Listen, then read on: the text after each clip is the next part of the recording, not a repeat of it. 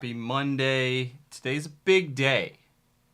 At least it is for me. Like, I'm excited. So, last week when I was doing a stream on Monday, Rob Arnold happened to log into my stream. Now, I am a supporter of Rob on his Patreon page. And so I jokingly said I was going to invite him on. And he, had a quick chat with him, and he said he would be more than happy to come on. So I am simply waiting for him to dial in, and then we're going to add him into the stream. And today is all going to be about Rob Arnold, Chimaira. I'm gonna ask him a bunch of gear questions that I, as a fan, I nerd out over. So I'm interested in that kind of thing. That's the kind of thing that I like to talk about on my channel. I also want to understand things about his workflow. He has recently started a YouTube channel, and he's kind of crushing it early on with the things he's trying to do.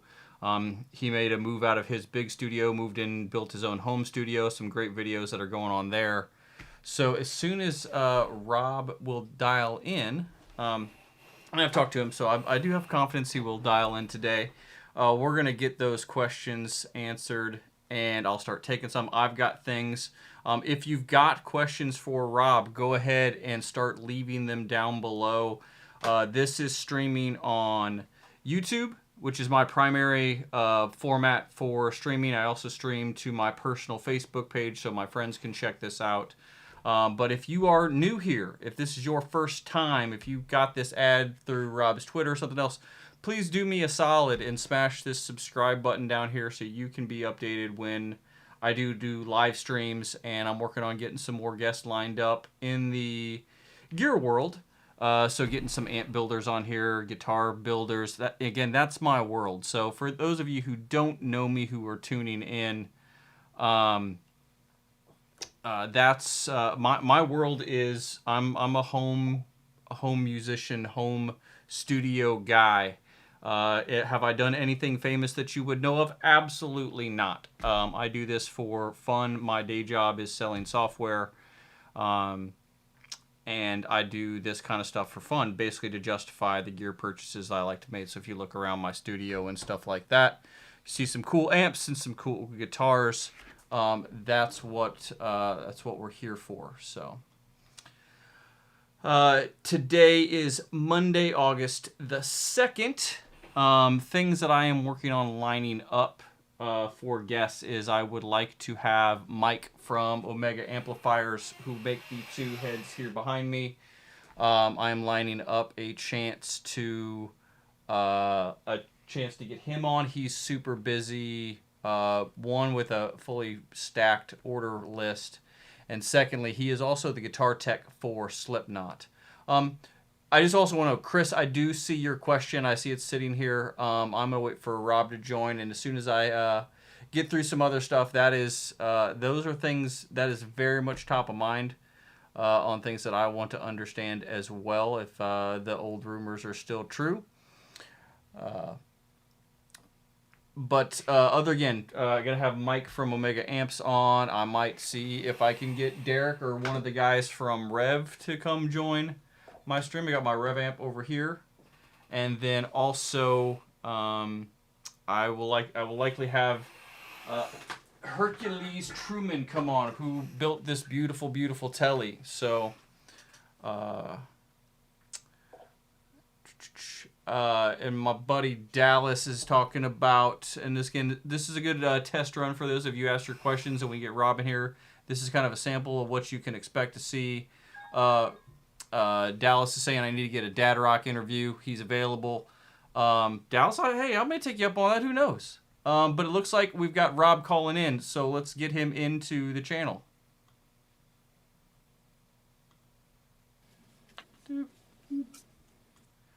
Actually, let's move you here, and then let's get Rob into... Where did he go? There we go. There we go. All right. You hear me? I can hear you. Welcome to the channel. Thank you, man. How's it going? Yeah, so it was crazy. Like as soon as I hit that join button, it said Safari's denying access to use this, and I'm like, what the heck? We just used it the other day, just to test this out. And so Right. I had to do some Google work and figure out how to give Safari permission and stuff. So, All good, anyways, man. but I'm I'm here. glad. What's happening? Happy Monday. Welcome to the Anthony Best channel. I mean, this is what we do is we talk about gear, and today we're here to talk about you. So it's a subject you're probably pretty familiar with. If we're going to talk about you, you probably know a little bit about that, right? Well, I'll do my best, to act like I do at least. Excellent. So I've got so there's some questions that are already sitting here that I'm going to get to. Some of them I didn't want to lead with. But Rob, I wanted to just kind of go through my connection to Chimaira and some stuff like that, and then I'll kind of into the things that I've gone through the past week. So I queued up a couple things that you may not know. So Okay. you and I met a very long time ago at this was a festival in Mountain View, California. You were just signing merch. Obviously, I don't have any expectations that you would ever remember this. But you and I, this is not a random thing. You and I met one time at a show. Look at you, all young. Oh yeah, Me too, I guess. yeah. Both of us were looking pretty. I mean, you actually look young, better than I do. You look pretty same. I obviously have aged a little bit. I don't know why I was carrying it around, but so I had my Coming Alive DVD set here. I think I don't remember if I just had the liner in my pocket or if I had carried this around all day. I think I'd seen that you were going to have a signing booth or whatever. But I had, so we met and I had you sign my stuff. So that's something you may not know. That's cool. Now, secondly, the night I met my wife, I was wearing a Chimaira t-shirt and a hat. And why this is a funny story is because, so here's the photo of this. So that is me, and the lady in the black dress is my now wife. Nice. Now, Okay. what you might notice here is everybody seems to be in a dress or it's a fancy party. That was a black tie was the theme of this New Year's party that I didn't read the invite. I just showed up and in true Anthony Best and Chimaira fashion proceeded to drink Jack Daniels for hours and hours on end, and then ended up meeting my wife, and Worked out well, huh? worked out well for me. And so I was in my Chimaira apparel that no longer fits because it's old. Don't have a Chimaira shirt that fits these days. I need to get a new one. I know everybody's asking. We got to make some more. I think something special has to happen for that to happen. You know what I mean? Like album or tour or something like that. Yeah, and those questions are sitting here in the chat. I don't know if you'd rather address because the way that you did an interview a year ago and you dropped a little hint that something might be happening with Chimaira. Not sure if that's something you want to talk about now. You want to save that for later, or is this something you don't want to talk about at all right now? No, it's totally fine. Nothing's off limits. It was just a simple thing that I think got quickly blown up quicker than I had even anticipated it might by mentioning it.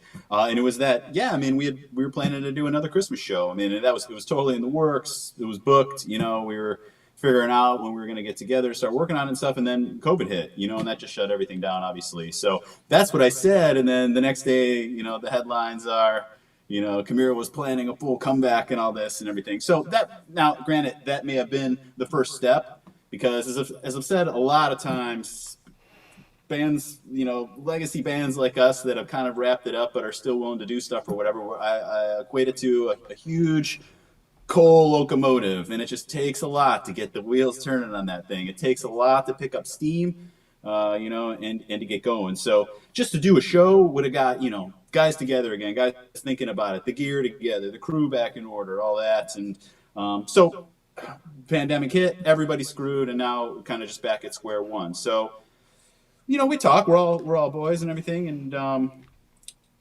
really what that conversation ended with was we wanted the lanes to be clear. And it's still uncertain right now. I think it's awesome that all these rad festivals and tours and everything are being booked, but I keep saying it to people, I'll believe it when I see it. All of a sudden there's all this talk of lockdowns again. I mean, nobody wants to hear about this. This is all everybody's hearing about is this COVID stuff. So I don't want to even talk about COVID or whatever, but that was it, man.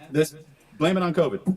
Yeah, no, I totally understand, and it's been interesting to watch kind of your videos and how you've brought, you've done live stream chats or recorded videos with Mark and Andals and the guys from the band, and how everybody's kind of spread out now. It sounds like you and Mark are both in the Cleveland area, but Jim DeVries as is well. down in Florida, and who knows where Andals is doing. Where's Andals these days? Arnold is living in Charlotte, and he's kind of the one we hear from the least. Just wish him the best. Unfortunately, there is no good news on that front, which is what I'm and everybody's waiting for. But I think he's dealing with some stuff. It's not really my place to go into any detail about it. Even I don't know a lot of detail about it, anyways. But yeah. So reach out time to time. How's it going? Hey, cool and all that. But deep down, I really don't think there's been any progress. Anybody that saw my chat with him from that you referenced there from what was that over a year ago now, probably, or right around a year ago. I think that I got the impression from that maybe that was like a little incentive for him to get back going. I had his drums delivered down to him. A lot of you guys heard about that. I haven't heard a peep from him. He never even said, "Hey, I got him," or anything. He never even said anything. So a fellow patron, dude named Todd, drove him down there. So thank you to him. And fortunately we don't Todd, know we've more. got his questions up here. He says, "What's up? Is this the guy?" Todd Irish is in here. Mike Franco's in here. Ilis, all right. The crew's coming in. Good. Yeah. What's up, everybody? One Man Aftermath. Zach Selfie here. Dallas, Chris. How's it going, guys? Good to see y'all. Mike. Yeah. For Mike. There we go. He says, Todd Irish says, Mike. That's yeah. Do you know what that is, Anthony? Do you know what that is? I feel like this is something I should know, but like I've missed the inside joke on this one. It's a Chimaira inside joke, but I'm sure it's been on the DVDs and stuff like that. But Jim, calling the pot, calling the kettle black, would always call me Frob, Fat Rob. Okay. Or something. So we put a F in front of everything, like Jim. Okay. Yeah. So. Yeah, I spent a bunch of time over the past again since we talked over the weekend and stuff like that. Just go again. One for those of you who are younger who like have never seen like used to buy this thing called a CD. I don't know if half the people. I don't know if you've actually seen one of these, but the best thing was when you'd look at the CD and you'd realize that there was a DVD that came with it. So not just. Yeah. This is an older one that you guys put out. This was just a full-on DVD, but you'd get like the Resurrection DVD, and there'd be the hidden DVD here in the back, and that was what we're all excited about. So I ripped a bunch of these down so I could go through and like kind of watch some of the old interviews, and it was super interesting how, again, throughout all the lineup changes and that kind of your focus on what the band was and what you wanted the band to be from a music perspective. You always basically from the whole thing was just, hey, you wanted it to be, to quote you, would be a brutally heavy band.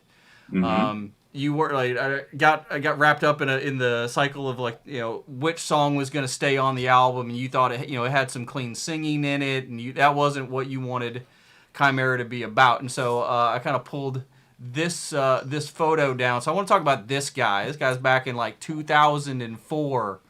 Rob Arnold, which is, all things heavy metal right there. Do you still kind of feel the same way about like the music you want to make? Are you like, or do you wish you had, gotten a radio hit in there? First of all, I'm a lot friendlier and smilier than that picture. Yeah, you look real mad. Mean mugging in there. You got to look tough for the photo though. Oh yeah, for sure. Represent that brutal heaviness I was talking about. So I'm sorry, I got distracted by that. The question was, do I wish that we had a radio hit? Or is that what you asked? Or? Well, I was just asking, you were so kind of dead set that you wanted to be, all you want to do is make heavy music, and you weren't ready, didn't really care on whether it got, radio play or not. You were making music for the guys who had Chimaira tattoos on their necks. See, that's the kind of music you wanted to make. It was a weird time in music at that time where, the new metal thing. It was the end of big budgets with labels and all that, and there was a lot of pressure from the labels to get on the radio, and that was kind of the thing, the talk amongst all our bands who, let's call it a crossover where we were metal, but yet to get the exposure from the mainstream and the more push from the labels, they wanted some sort of radio material. So they kept stressing that to us, and so you know. Mark's smart. He knew that if that we had to play ball in a sense. If he knew that I just would have been fine if we were deicide the whole time, but he knew that for the longevity of the band and to maintain and everything like that we had to play ball a little bit, and that we should try to write some stuff in that direction. I mean, and we're all fans of clean singing stuff, here and there. That's not necessarily what I wanted for Chimaira in the direction, but there's 6 guys involved. So well, I wasn't really on board with giving into the label like that. Of course, in hindsight, I realized that, like I said, that we had to play ball, and I was just resistant to all that kind of stuff. And I don't regret being resistant, but I don't regret that it exists either. Obviously, Down Again's one of our bigger songs that introduced a lot of people to the band, and I see that now. How crossing over into that can, just get the attention of a lot more people, which is really what I want at the end of the day. Playing those big festivals, things like that. I've said before that when I would look out, I would just be like, good. Finally, the opportunity to play in front of this many people and to convert more people. If you're playing to 50 people a night, it's a lot harder to gain a lot more fans or whatever. If you're playing to 50,000, of course, 50,000 aren't going to buy your CD, but play the percentages game, and you have the opportunity to be a lot more successful. So that's what I wanted, and to impress our metal message upon that I thought perhaps could have been skewed with lighter material in there, where I wanted to drive home that we were this fearsome band, But like I said, Mark being smart, he knew that we had to, do a little of both, to make it happen or whatever. So it worked out good. And I mean, if we would have had some huge hit, that would have been great. But it is what it is. I mean, again, Down Again wasn't small. I mean, it was on. You had a music video on MTV. I mean, they're not. People hanging out on YouTube can't exactly say they had a hit on MTV at some point. So I mean, let's back not, when MTV played music, So back when there were videos, right? Yeah. So. Now we have playthrough videos, and YouTube is kind of the way of the things have gone, which.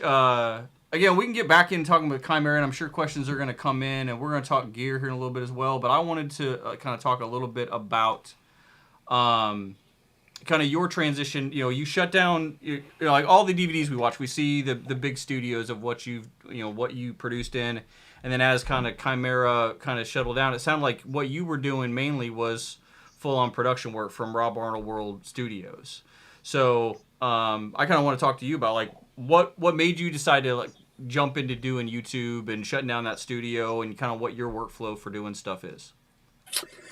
Well, it really comes down to when the band was shutting down for me. I'd always had an interest in the production side of things. I always loved being in the studio. We all did. And a lot of guys that play music go in different directions from when they leave the stage. Some guys like the lighting aspect of it. Some guys like just working in a venue. Some guys go into live sound. Some guys, and a lot of guys go into recording.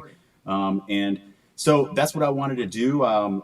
Even during the band, I was working on a lot of demos for the band. I'd gotten a little Pro Tools rig, we'd bring on the bus or have it at home, and I was just really interested. I love songwriting, and so when the band was coming to an end, I thought maybe this is what I should do next. I had this spot because I got the rehearsal space in the divorce, if you will, which I wanted. I loved right. it, and and apparently Andel's drums, which you then sent back. Apparently got notes. yeah. Well, Andel stayed there and jammed out of there for a while. He was giving lessons to guys from the studio, kind of while I was building it as well. So there'd be drywall dust all over his stuff every day, and paint and stuff like that as we're building the studio just around his kit. But my main purpose was, at the time, my side band, the Elite, we had done an EP in 2009 the traditional way that Chimaira always did. Went to Spider Studios, worked with Ben Schigel, went to the Annie Up, which is another awesome studio in Cleveland, to do the drums, which is the formula that we took for Self-Titled, Resurrection, I think maybe The Infection. And but with the Elite, I didn't have a record deal to pay for going into those big studios. And I thought, how could I beat the system? If I could just figure out how to record myself and make my own studio, I don't need a record deal. The internet exists now way more than it did. It was growing enormously, especially at that time, like it is every day still. And I just thought that if I build it, then I can just produce all my own stuff, not have to pay anybody for anything. You know, obviously it was a lot of money up front. I had saved a bunch of money at the tail end of my my Chimaira career to be able to do this, where I just didn't work for a year, built a studio, bought all this gear, just put all my eggs into this basket.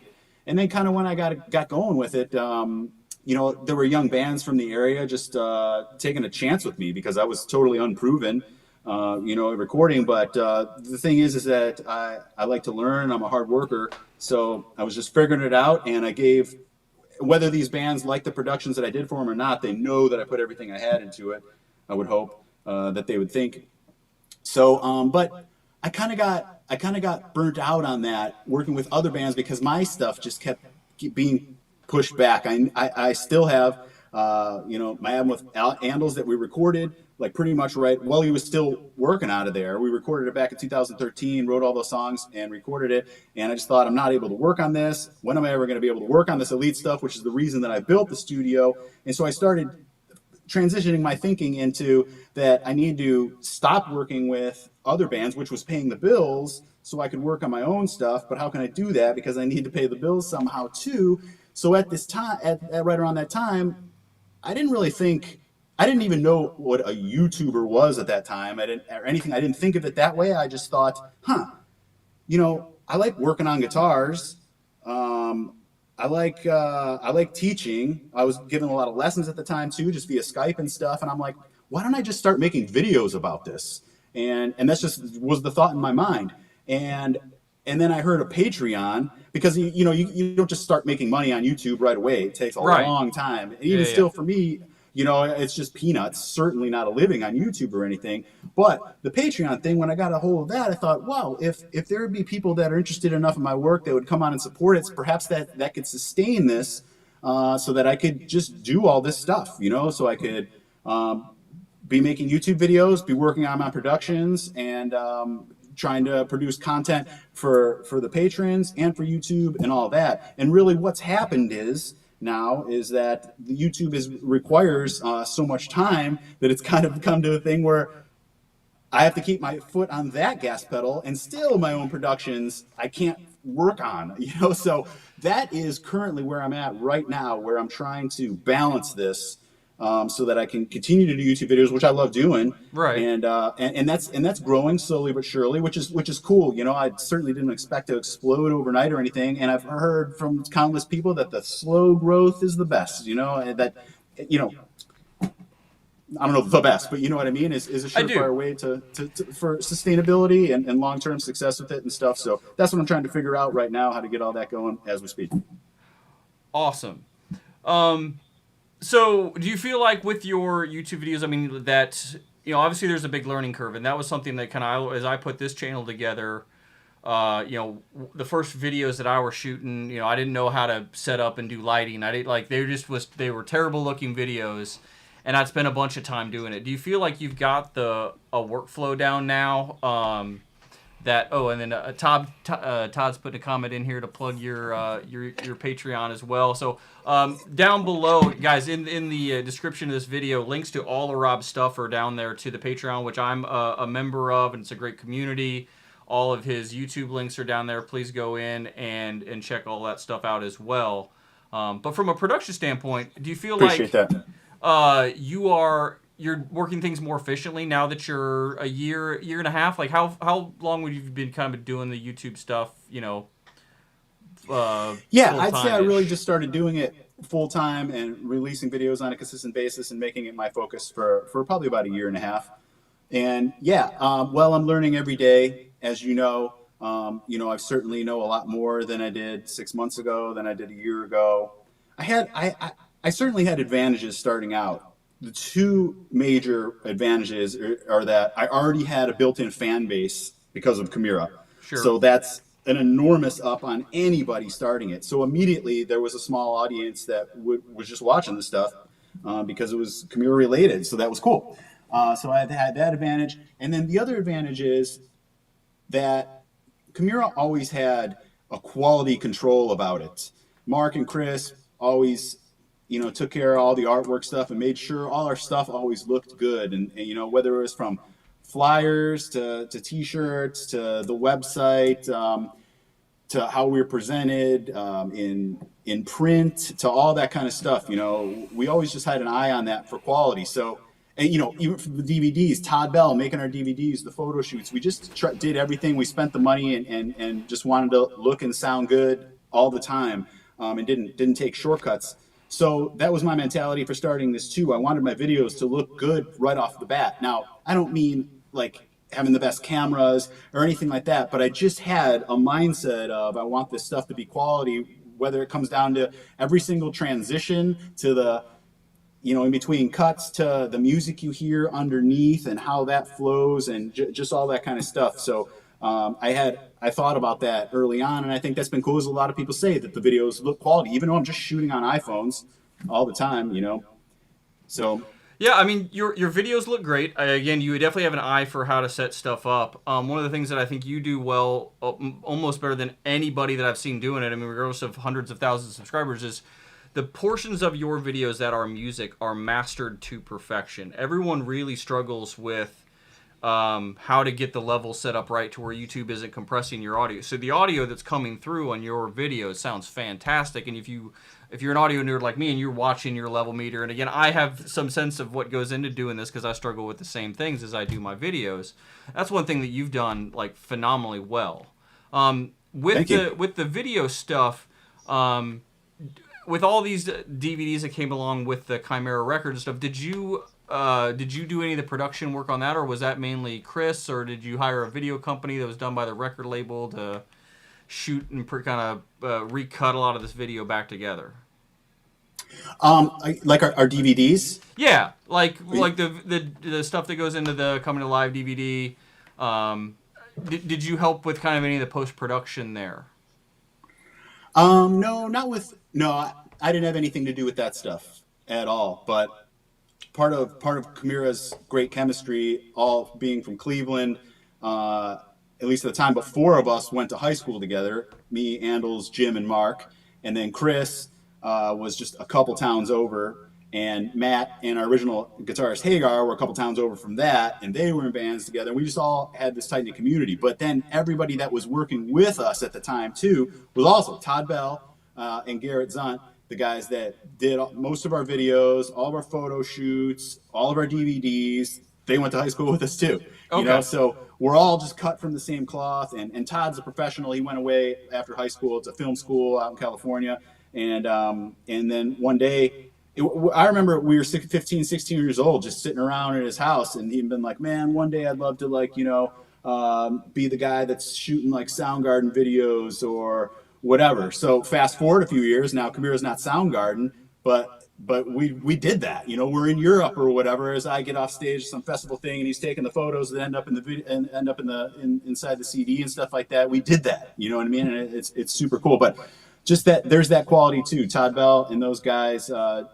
They just had a gift for capturing, and because they knew us too, capturing those moments, like in the dehumanizing process, capturing the arguments or laughter or whatever in the studio or eating together or just whatever, that kind of stuff. So I was always around good filmmaking because Todd was out on tour with us all the time too, and I saw what he was doing. I always asked a lot of questions in the studio with music productions. I always asked a lot of questions. I looked at what was going on. Now that after I left and I started doing this, I wish I would have asked way more. I wish I would have asked more about the microphones, more about why they did this and that and everything. But I was always watching the Pro Tools screen. I learned Pro Tools just by watching the producers do it, and asking questions and stuff. So, but in terms of post-production stuff on that, Chris had an enormous amount to do with all the artwork and the package CD design and stuff like that. Mark had a ton of vision with that as well. So really more so the music was my department, and those guys we're all involved a little bit here and there and everything, but those guys all artwork. I stuck to the tunes. Awesome.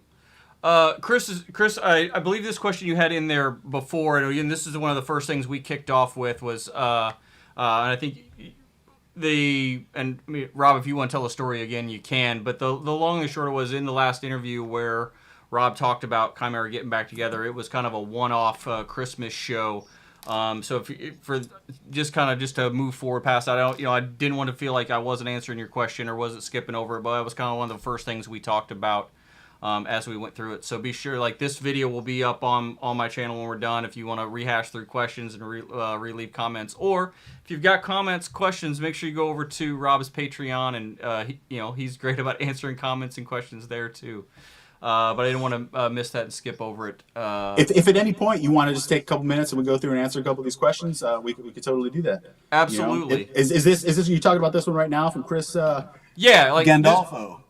When is okay? He's just coming out. He's just coming out straight with it. When is Chimaira going to announce the reunion tour? And are you guys in the studio?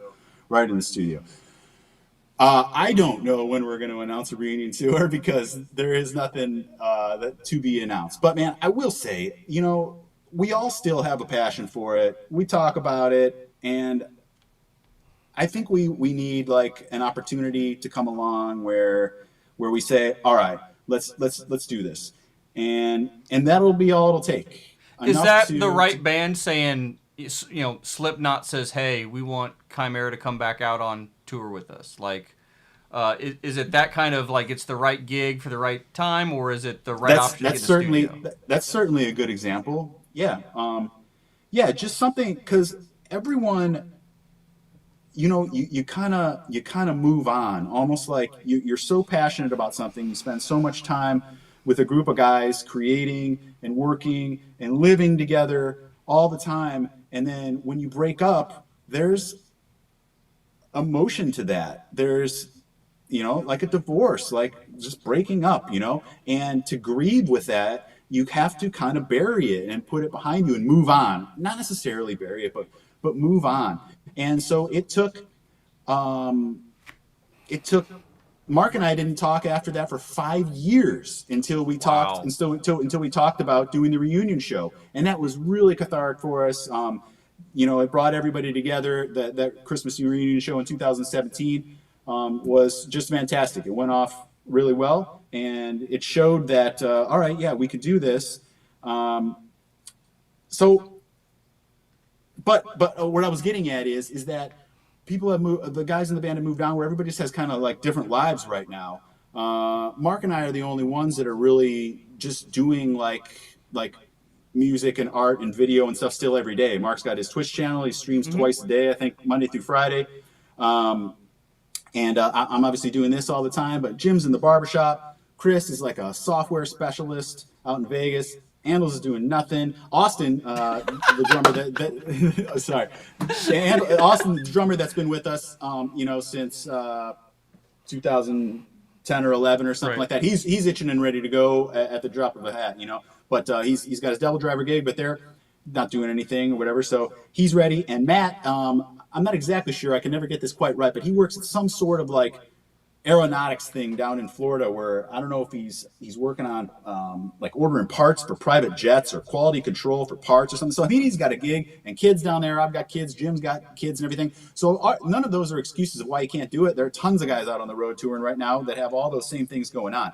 But something good has to come about, some sort of motivation to say, all right, we all can make a plan to put our lives, or just rethink things or whatever to be able to get the band back functioning again in a way that's worthwhile and is just cool for everybody. And it's got to be fun and enjoyable. If there's any hitches whatsoever, nobody's going to be into it. It just has to be great in every way. In terms of an album, we could do that too. It just need like a motivation. I definitely think that an album would provoke the tour. You know what I mean? Sure. If you made an album, that's great reason to go out and tour on it and promote it and stuff like that. Also, big anniversaries of stuff, pass out of existence anniversaries coming up in a couple months. Obviously, there's no time to put together a tour right now. And as I mentioned before, with COVID and everything like that, it'd be foolish of us to try to throw something together for that or whatever. But Impossibilities coming up or Resurrection after that. So there are reasons to do it. And I don't want to say that it's not going to happen. I wish I could say this is happening, whatever, but you're not going to hear that announcement here. Sorry to everybody.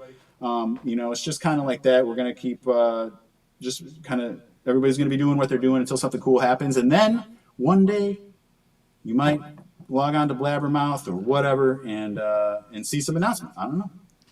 Excellent. I mean, that's all we can ever ask. I mean, obviously, we're fans of, I think anybody who's here is a big fan of Chimaira, which you're most known for. You guys have heard of us? That's cool, man. I mean, I have. Yeah. I mean, I'm hoping getting 30 people to log into a stream. I mean, this is definitely a first for this channel, so I appreciate everybody tuning in. Makes my day for sure. So if we kind of jump back into, so we're gonna go back to some questions that are here, and again, I've got some questions I'm gonna jump in. And so the specific question was, how much did the studio cost that you did? And I mean, I don't like to talk about dollars and cents, because obviously what it costs to build a studio in Cleveland is going to be different than what it costs somewhere else, just on pure labor and things like that. But talk about a little bit of your process of what you went through when you obviously you had a bunch of gear in your studio, and some of that's reusable for a home studio, and some of that stuff either sell it's too big, doesn't make sense. And then obviously you had some construction costs to convert your unfinished basement. And for those of you, again, who haven't seen this, there's a series of videos that Rob did when he built his home studio, which is where he's coming from us now with this great, he's got his sound treatment behind him. So all his whole process of building his rooms are all documented on YouTube. So talk a little bit about that and just kind of what that meant for you. Okay, well, I actually thought you meant the cost of the construction of. Yeah, I mean the question place was the cost of it, but again, the cost of construction. Again, one, I'm not sure. If someone were to ask me that, I wouldn't want to share like what I spent on my home studio here. It's just a weird question, so I didn't want to but I wanted to get the theme of it. I don't mind. At that time, so I already had the shell. The old Chimaira rehearsal spot was just kind of one big room, and and I needed to put up walls. And we did it right. My buddy George and I, my buddy George and I, before Chimaira, we went to college together for about a year, and we failed some classes just because we'd sit there and just talk the whole time about building a studio. And this was before Chimaira. We had actually had this plan to go out to, I believe it was called the Conservatory in Phoenix. We were going to transfer out there, and we were going to buy a house and build a studio. And so we were sitting there just drawing plans in business class or whatever, and we ended up failing that class because we weren't paying attention. But anyways, fast forward, I don't know what it would have been, 15 years later or something like that, and we started building a studio, but out of the old Chimaira rehearsal space. But we did it right. Everything was double-walled.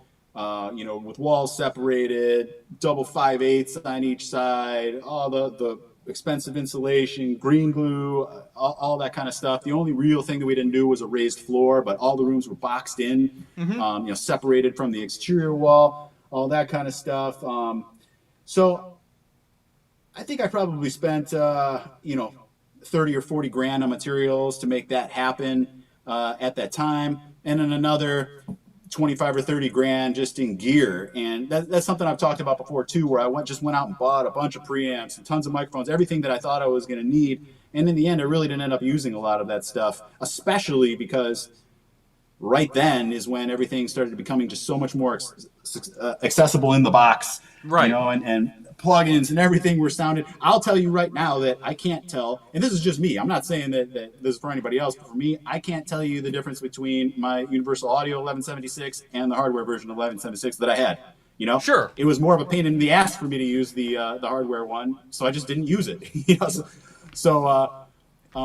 Anyways, yeah. So what I'm getting at with that is that I feel that people should learn what they need, then buy those things, rather than buying a bunch of stuff just because you think that you're going to be a better producer if you have a U47 microphone or something like that, where you can get the same thing on an SM57 or, not the same thing, but guys are making totally awesome recordings on laptops, and that's just something to think about.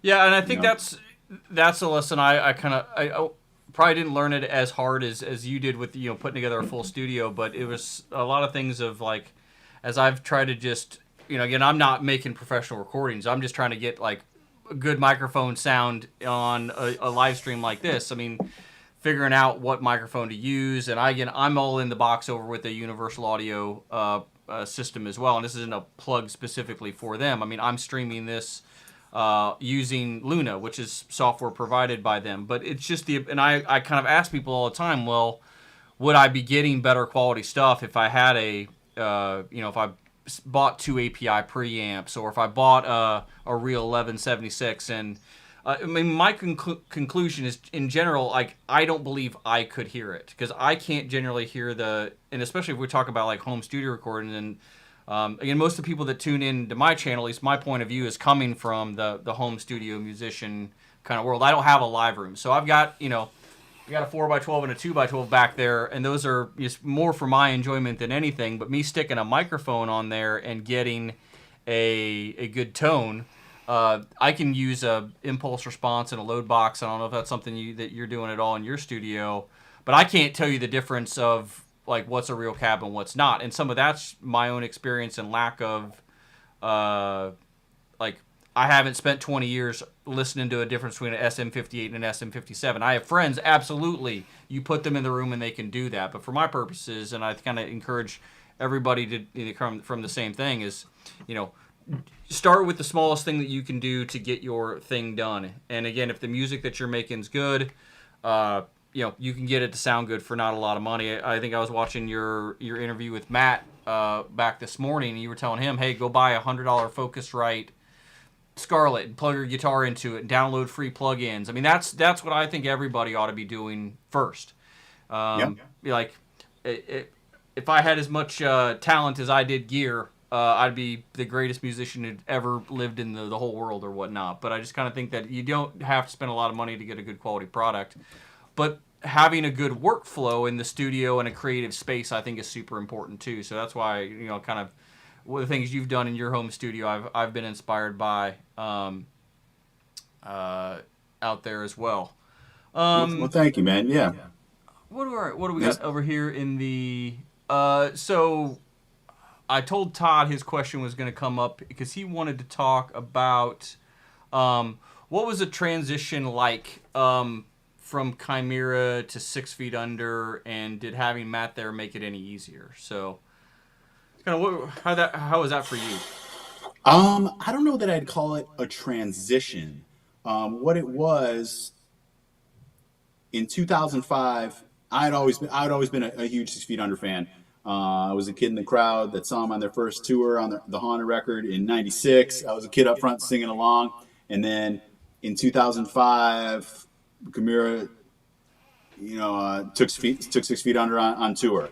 And I was blown away by that, and just hanging out with those guys and hearing those songs every night, and it was awesome. And the singer Chris could tell that about me and stuff like that, and he just said, he said to me like one day, Rob, I like your style. Let's do something together someday. And that right there, had we had never done anything, was good enough. Wow, that's incredible, because he's like, he and James Hetfield are my two favorite singers. So Bro. that was incredible for that to happen. So that was just cool, and nothing ever really came of it.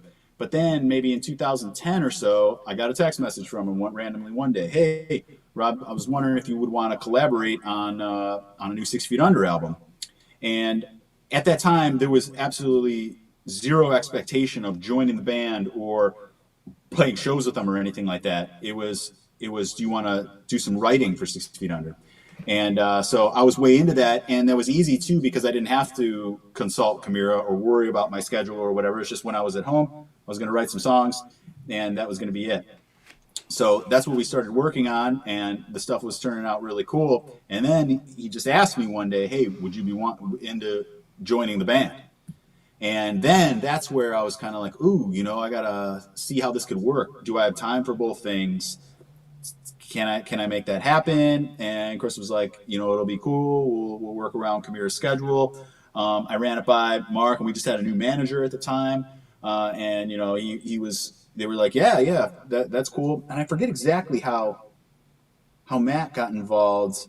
I think maybe, I know this is what happened with Kevin Talley being involved, which I'll get to in a sec, but I think Chris might have said, hey, do you know any bass players?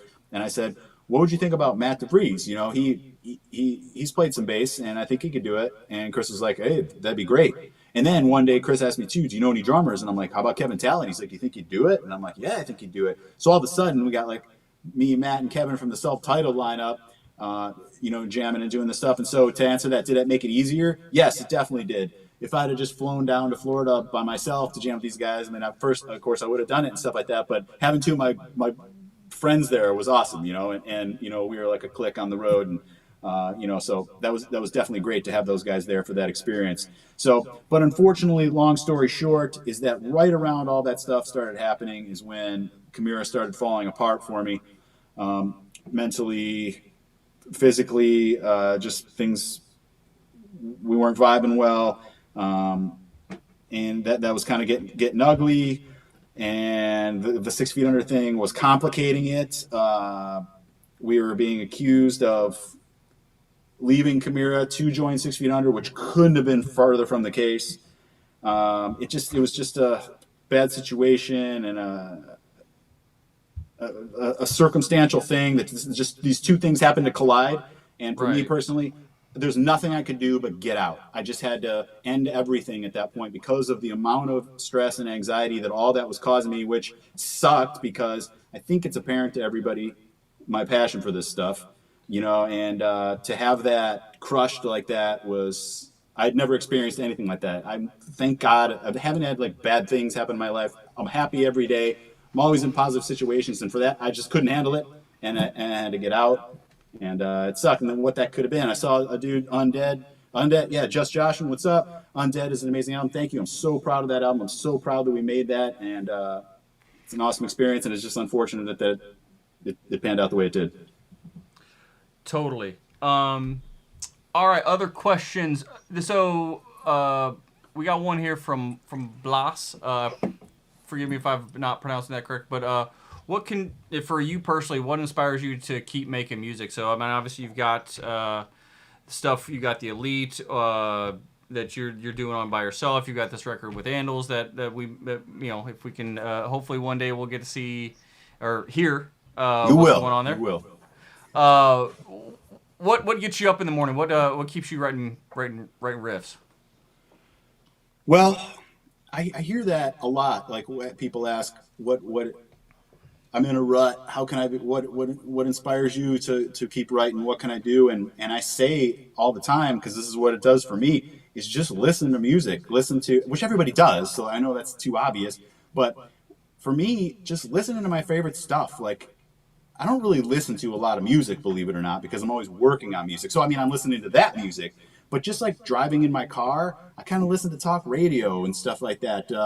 But if I throw on some Opeth or some Metallica or some Sepultura or something like that, all I want to do is pick up my guitar and just start playing. That's what inspires me, just to hear riffs and to hear songs. And I think, like, I just want to just start creating again. Or I happen to hear some idea. I pick up on ideas a lot of the time, and I'm like, this is what I could do with that idea.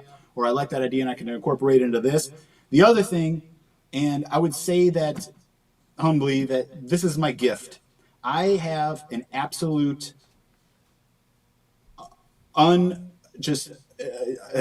enormous amount of riffs, never ending amount of riffs that I can just pump out one after the other with no thought put into it whatsoever. You don't like this one? I got another one. You don't like this one? I got another one. You don't like that key like that? You don't like that speed? You don't like a pick like that? You don't like that? It's just, and that's what's just easy for me. I think if I had to pick a superpower, I might pick that. So if you figured out how to bottle that, you let me know, because never any riffs would be like, I think that's the superpower I might pick. Superpower. That's cool. I hate to say that because I sound conceited saying it. No, but it's just, I mean, if you watch your content and you listen to these albums, I mean, it is very apparent on like your ability to just find a riff, and it's also interesting as you talk to the rest of your bandmates about, like, I don't know what your background with drums is at all the time, but you're always sitting and you watch these videos. You're always talking with Andals about like how the drum pattern goes with the riff that you have in your head. It's very clear that you have this vision, or like the sound of how this is all supposed to go together. And then like even when you're, it's always humorous, but you're trying to get Jim to learn how to play the bass correctly or whatever. You're like, hey, you know how this is supposed to go. So it's just super apparent in watching that kind of content, like that you're just a riff master for these kind of things. Well, I never thought I'd be. It's still incredible to me to hear that, like, because this is the other thing I'll say.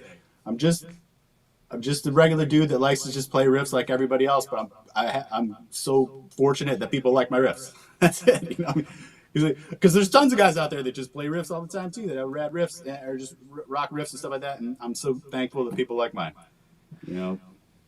Hey, like I said, it's kept me inspired. I mean, there's one of these. There's always times of I go in and out, listen to all kinds of different music, and I don't do this for a living. That's why why this YouTube channel for me is a lot of fun. So music's is kind of the one thing that we're like, hey, I get to put the rest of my world aside.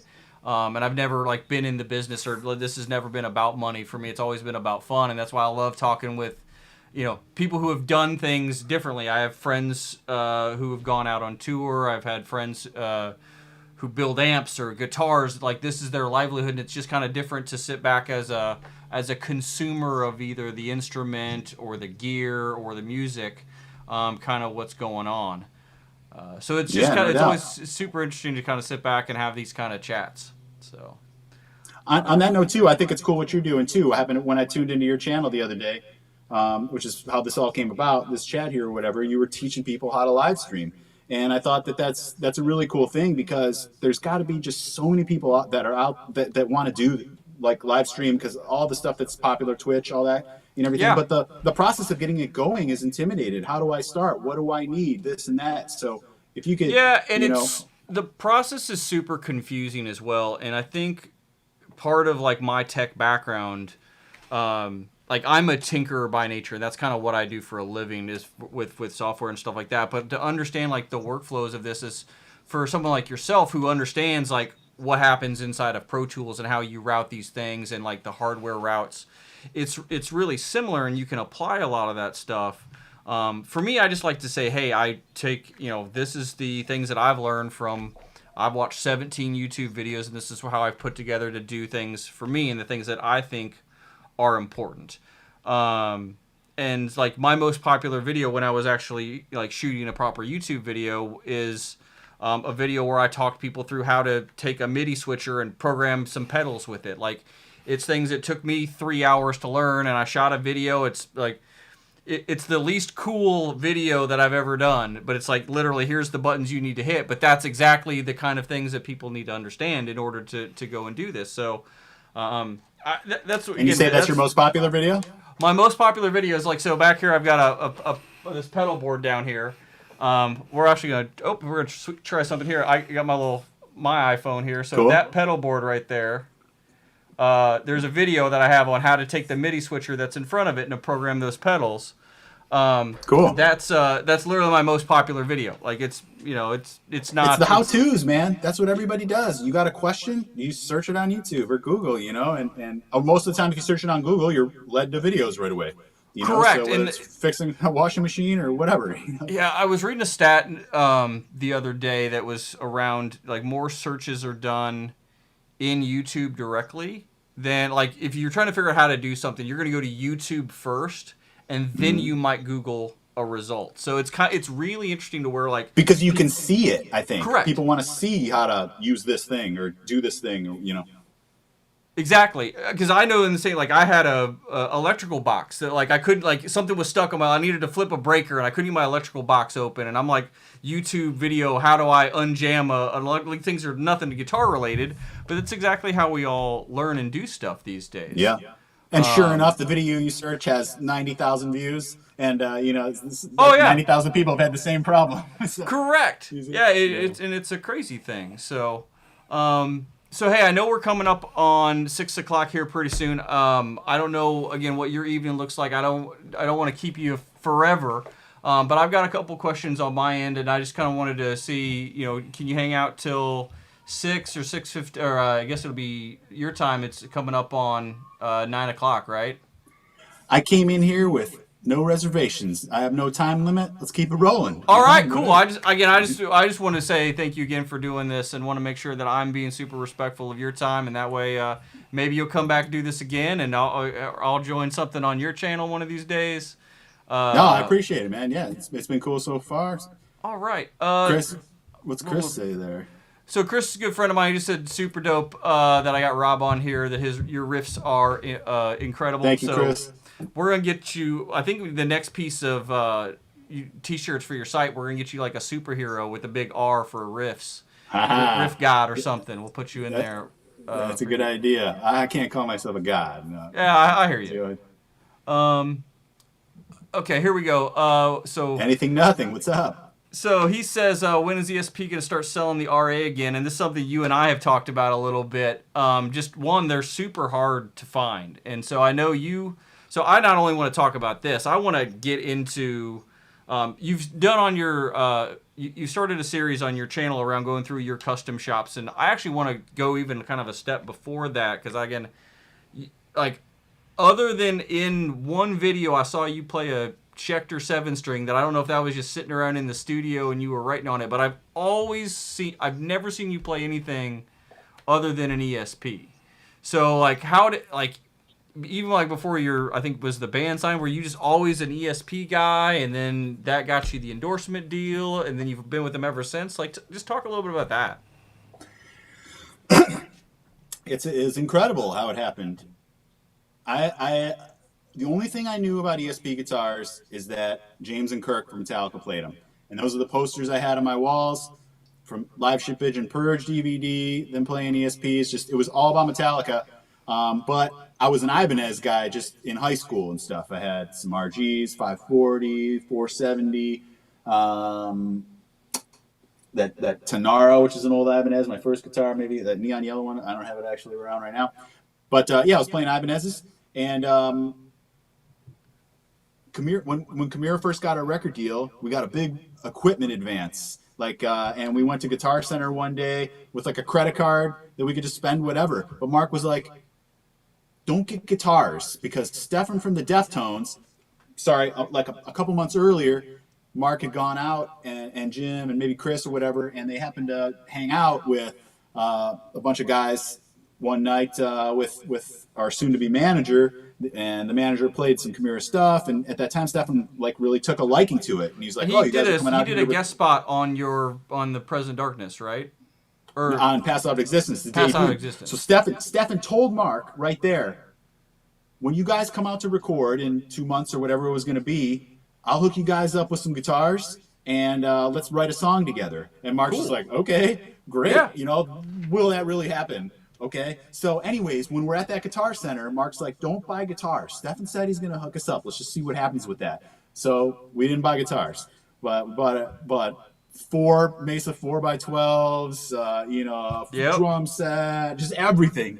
And so anyways, we're about an hour outside of LA driving with the van and gear and our new trailer, new van, all this. We're driving out there to record a Pass Out of Existence. We're about an hour outside LA, and Mark calls Stefan. He's like, "Hey, we're going to be there soon. You happen to mention something, blah blah blah." Stefan's like, "Hold on, I'll call you right back."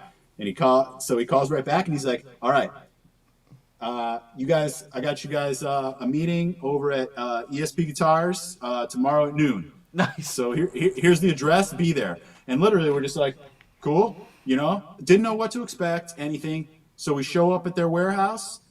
Met a couple of the guys, super cool. Within 5 minutes, they're like, well, let's take you back to the warehouse and see what you want. And we had no expectations. So had they even heard your record? I don't know. It was Stefan. Stefan said, I vouch for these guys. Like, hey, hook them up. That must have been what it was. I mean, that must have been what it was. And Stefan is super tight. I think he's one of Matt, I think he's the owner of ESP. These main guys, and yeah, I mean, Stefan's been on them forever. I mean, I'm a huge Deftones fan. And that may be actually how I found Chimaira originally. Was just like, hey, I'm a big Deftones fan, and saw that Stefan did a track on that album. Was like, I'd get my hands on anything, and then obviously fell in love with it and been a fan ever since. Cool. But he's like been one of their first, one of their signature guys for. I think he just had like a 30th anniversary edition done with them or something crazy. I was just telling Mark, I think that Stefan has the most models out of any guy. Like, he has so many different ESP models and all those customs. And he's been doing like playthroughs of their stuff. I don't know if you check out his channel. Yeah, for sure. And I just love I love looking at his guitars. I mean, they're not for me, those like 7 and 8 strings and stuff like that, but they fit him so well, and they're all super cool and unique, But I started on Ibanez first, but ESP is on first. Yeah, well, yeah, dude. So I never played an ESP until that day, and we each took a couple right then. I can't remember exactly what I grabbed at first. Maybe like an M1000 and like a Viper or something. And that day, still as we're leaving, they go, yeah, well, just give us a call and we'll talk about making you guys some customs. So Sick. I mean, dude, just think about this for a second. Like I had never touched an ESP guitar, no Right. expectations. Go in there and stuff. These guys were the absolute coolest. Hooked us up right there. Told us they're gonna make some customs, and here it is. This was my first custom. You guys have seen here the Yeah, and RA1, so my seven I string. didn't even realize until I was watching some of these old videos that you had a set, like, because the one you have a 300 series 7 string, and then you have that your first custom was a 7 string. Yeah. Now a lot of the material on Pass Out, was that all? Because then you also did a great video where you kind of do a riff medley of a bunch of stuff from Pass Out. From Pass Out, So yeah. was all that You're stuff right. like and was the 7th string, because when you go back to do Impossibility of Reason, obviously everything's on a 6, I think, where you went tune back to drop C. So was that just a let's do kind of pave our own path and leave the 7 strings to Korn and Limp Bizkit and those guys at the time, or?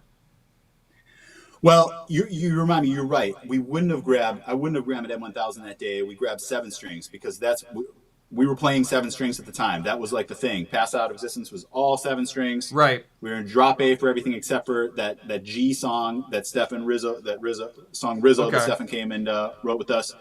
So we had to go back and get a couple more guitars. So we had G guitars for the tour too. So Okay, cool. because you got to have one for every tuning. Absolutely. So You gotta have 2 for every tune because you need one in a that's right. backup. Exactly. See. And how do you think I end up with all these guitars? Because Yeah. you don't want to retune a guitar. You just a guitar has its tuning. You leave it in it. That's right. That's right. Especially if you're a Floyd guy like you are. You can't be retuning Yeah. that. So we start off those sevens. Yeah, I got an MH 307, M 307.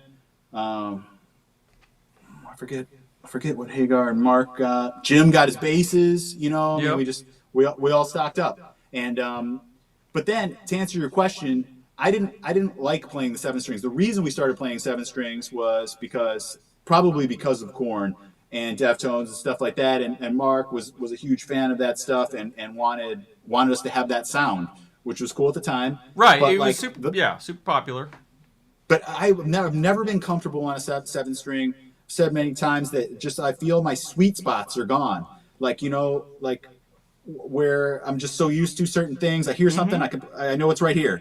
I need a solo over that. I know it's right here or whatever. And that all changes, and it's an extra step to think about. I have to convert it in my mind to do those things, and it just made me kind of uncomfortable. It also made me uncomfortable, like to play like the regular stuff I wanted to play, whether it's Metallica songs or whatever. That there's just this string in the way and stuff.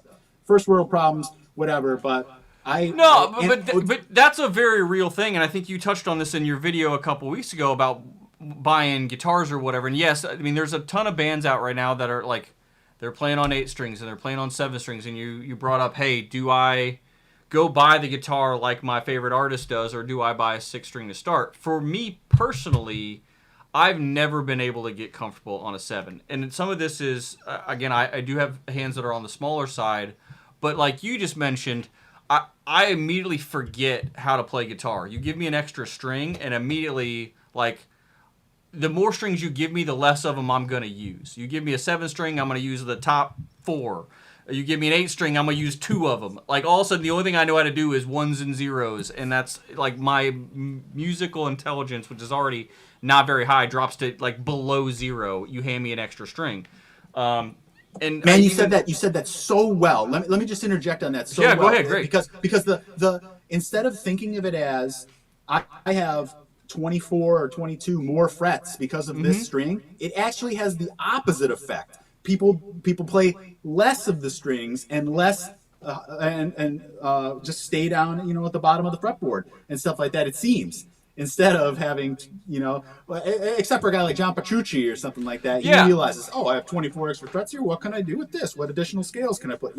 Stuff, whatever. So, but yeah, Oh you're no. exactly right. And again, I see that these uber talented people use the full fretboard and want that extended range, and you can see the things where like they're comping what a bass player would do, and they just do something. It's a different instrument to them, which does not translate to me, who like I grew up on like listening to '90s music like Bush and STP, and then got into the heavier stuff like Deftones and System of a Down, Chimaira, Lamb of God, and then but most of those bands, for the most part, now again, Steph and Deftones has kind of done his own thing where I feel like he's literally went down a half a step every time he releases an album. Eventually, it's always going to be on like he might as well just play bass at this point.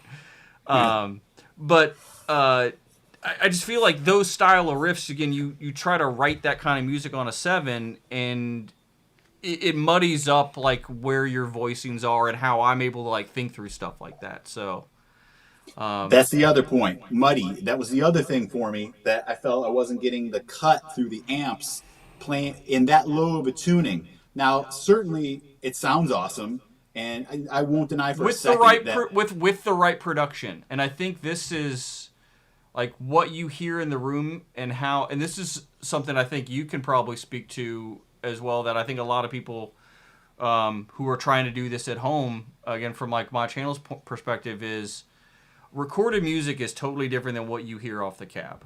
Like your ear does not hear something like an SM57 does, and this is why things like a boost or you need these squeezings of frequencies in order to track it right. And then what you heard off the cab is nothing like when you go back in the control room and listen to something back there. And one of the first questions that actually came in today was about your amp settings, and I'm trying to go back, scroll way back to go get this one. But I thought this was a pretty good question. Gotta find it. This is always the fun part of the chat because it's basically asking like, what are your settings? Here we go. Go to amp. You can't live without, and what preamp tubes go in it. And I can use this as an opportunity to pimp the Rob Arnold website because I had it up earlier today. And there's a perfect article, and maybe I'm just gonna let's see how technically let's see what we can do here. Here we go, and let's now I gotta bounce back over here, and let's do this. So, Rob, assuming I still got you. yeah. This is from your website about the 6505 and how you get your tone. Do you want to take a minute and kind of talk through this? Sure. Yeah, and anybody can find this at just robarnoldworld.com/robsamp. And yeah, it just found some settings that I thought sounded cool. I pretty much just have a bunch of gain and a bunch of presence. I keep my lows about midway up. I dial in more mids, generally around the 7 or 8 area. More highs, generally around the 7 or 8 area as well. And that's just for additional cut. And then like presence and resonance, I rip open 7 or 8. I just kind of have it all dialed up like that. Definitely you need the ISP decimator like I've talked about, or some sort of noise reduction with a high output amp like this. I'll use the crunch channel just for some cleaner stuff, like if I want less gain in certain parts.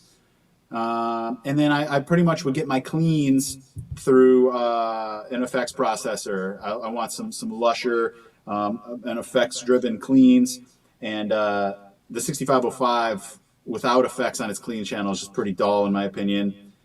So, but I'm getting bored with the 6505. I wouldn't mind something else, but at the same time, I don't know that just like getting a new head or trying new heads is like the way to go right now when these amp sims are just so convenient and sound so great.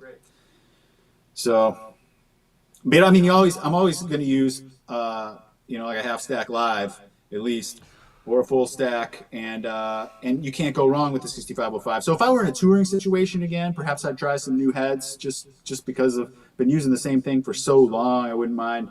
What did I hear the other day? Just, you hear guys through your Instagram feed or whatever like that playing Sure. different amps all the time, but something actually caught caught my ear. It was this dude Greg from Angry Tones Riff Clips, I think his name is on there, but he was playing one of So those Friedman BB Minis or something like that, and I okay. was blown away by it. Yeah, I know Greg. He'll probably take this as the biggest compliment. He does a lot of content, and he's always looking for stuff. And Yeah. the BE 100 little mini head, it's like $110, like it's solid state head. It's a crazy little thing. I'll shoot you a link to it or whatnot. But I've seen like in some of your photos recently that I've always thought of you as the PV either 6505 or 5150 style guy with a Mesa cab. But I saw that in your studio you've got you had some Ingle stuff laying around. So was that just something that came through on an album and you just kind of picked up one of those, or is that something Back that in you would use long term? 2004 or 5, somewhere in there, Engel reached out to us, or maybe we got in touch with them through our management and just got some heads. I had a Powerball, one of the original Powerballs. Matt had a Savage, I think it was a 120 maybe. And we used those for a little bit, and to me, they just sound just like the 6505s. They were cool. It wasn't enough to make me just like switch over or something like that, especially because at that time we had such a good deal with PV. It's just whatever we needed sort of thing. So there was really no reason to switch. I mean, we tried them. I think In Flames was playing them, and that maybe they recommended them to us. So Sure. they were cool. I no longer have that amp. I sold that a few years ago. About 5 years ago, I dumped about 10 heads. I got rid of a bunch of stuff. It was just sitting in the studio, taking up room. So now I'm down to. I still have this Marshall Valve State that's sitting here. I have that crate G1600 that doesn't work, and I have 4 or 5 6505s. That's it. Okay. Well, next time you get rid of one of your 6505s, I'll make a home for it over here. Okay. Because that's been one of those amps that like I've never like I like a lot of the, and this is kind of where my music, there's a lot of stuff where I'm inspired by a lot of guys who make tones from different things, but like I'm a big Smashing Pumpkins fan, but I've never been the guy who wanted the JCM 900. And I think some of the things with the PV heads are, especially being a home player, I mean, they are loud. Like without a attenuator or some kind of low box, they are not bedroom friendly amps, especially based on the kind of the settings that you're working on. And again, the ISP decimator and then noise gate for any time you're going to play heavy metal. I mean, just not just on a PV 5150. I mean, I use the decimator mini. I actually may be switching out for the larger one or looking at a couple other noise gates that are out there as well. But I just think that's such a key. It's a stylistic part of the music as well, and it's not just the noise itself. So I think that's super important for those trying to go after Rob's tone, which is pretty legendary. And again, you can't go wrong with a 57 on a Mesa cabinet. I mean, like that's just like there's a reason it's on like 60% of every metal record you've ever learned is 57 on a Mesa cab. Yeah, of course, couldn't agree more. But actually capturing it and getting a good sound still takes experience. Just knowing what to do with that, and I actually think it's pretty difficult to figure out mic placement without having your amp in another room. Here's how I do it. This lengthy process, but I'll record a DI and then send it out to my amp, and so that it's the same thing being played every time. Right. Because if you're just playing and recording, your hands are doing different things. You're playing harder. You're playing lighter. When you're getting a sound for another guy, he's doodling around. He's doing all sorts of other stuff. So you record one riff, so it's consistent all the time. And then this is again if I'm just doing it myself. Like if I'm doing it for my own. Create the loop and then you're gonna reamp it, right?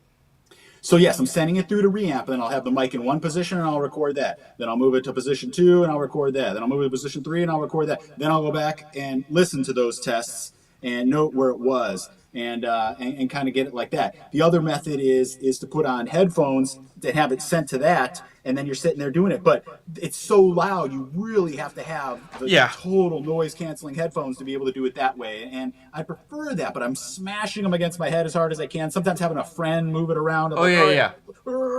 It's stuff like that is tough. The best thing, which I've never used, is I see this thing, Sweetwater sells it, but it's some automatic, like robotic system. Yeah, there's a robot. An app. You know, I have one. I don't know why. Like I used it to Yes, like make it alright. like I don't know why. Like there's some gear I look at. I'm like I don't know why I own this, but like in your studio that you built in your basement, did you build a live room for the cabs, or is it all in the same spot? I'm all in the same spot here. If I need to do something, I have multiple rooms down here. I could move it around. So, but man, I just got to say that lately, like I've just been using these amp sims, and this I've been talking about this STL Yeah, yeah. one. You know, it sounds awesome. There's no reason for me to mic up the amp. Now, if I were recording tracks for an album, I would definitely test. I would A/B. I would set up a good mic sound. I'd probably go put the Right. amp in a different room. I'd set that up and I'd put it up against this. I would certainly record DIs so that I could try different things and do all that. But that would be for an album, for like making an album. And at the end of the day, I don't know what would sound better. I would remember hearing years ago a guy, one of the, I think his channel is like Spectre Sound or something like that. Yep. Like, he's doing tons of stuff or whatever. Yeah. And one day I heard him say that he referred to the amp sims as a canned version of the amp. And Yeah. that made so much sense to me. If you got a nice piece of ahi tuna versus a can of bumblebee, there's going to be a difference. Or why do we nowadays buy a nice jar of spaghetti sauce rather than making it from scratch? Because it takes forever to make from scratch. Now, it's probably worth it. It takes all day, and you got to have grandma's recipe and all that kind of stuff. But if I can just get this nice jar of Rails, it tastes great or whatever, that's kind of where I'm at right now with it. Like, man, this amp sim just sounds great. Why am I wasting my time, with this loud-ass amp next to me or whatever, trying to figure that out? So Yeah, and I think you alluded to this earlier around again there are people making amazing music, that all they're doing is, axe effects plus superior drums, and they're just talented musicians. Literally one person writes the whole album, and they do MIDI bass. Like the song that you just did, how many part series was it? 3-part series on, Yeah. like here's a 1.5 minute riff, and here's how I wrote the drums for it. If you're a guitar player who's had 45 years of industry experience and sat next to all these amps, can you tell the difference between this amp and that amp and the real one and this? I'm really tired of the conversation of like, does the digital one sound like the original? Like, I genuinely do not care. And this is from a guy who works, I work with some people who do, we take some of my amps and I do captures for them, and we create amp sims out of them. Like, that's just something I do in my free time. But I'm so tired of that conversation of like, does that plug-in sound like the real thing? Because I no longer care. What I care about is, does it sound good? Is it inspiring to play? Can I make a record with it? Like, whether it sounds as good or better than, a 1960 Plexi or whatever.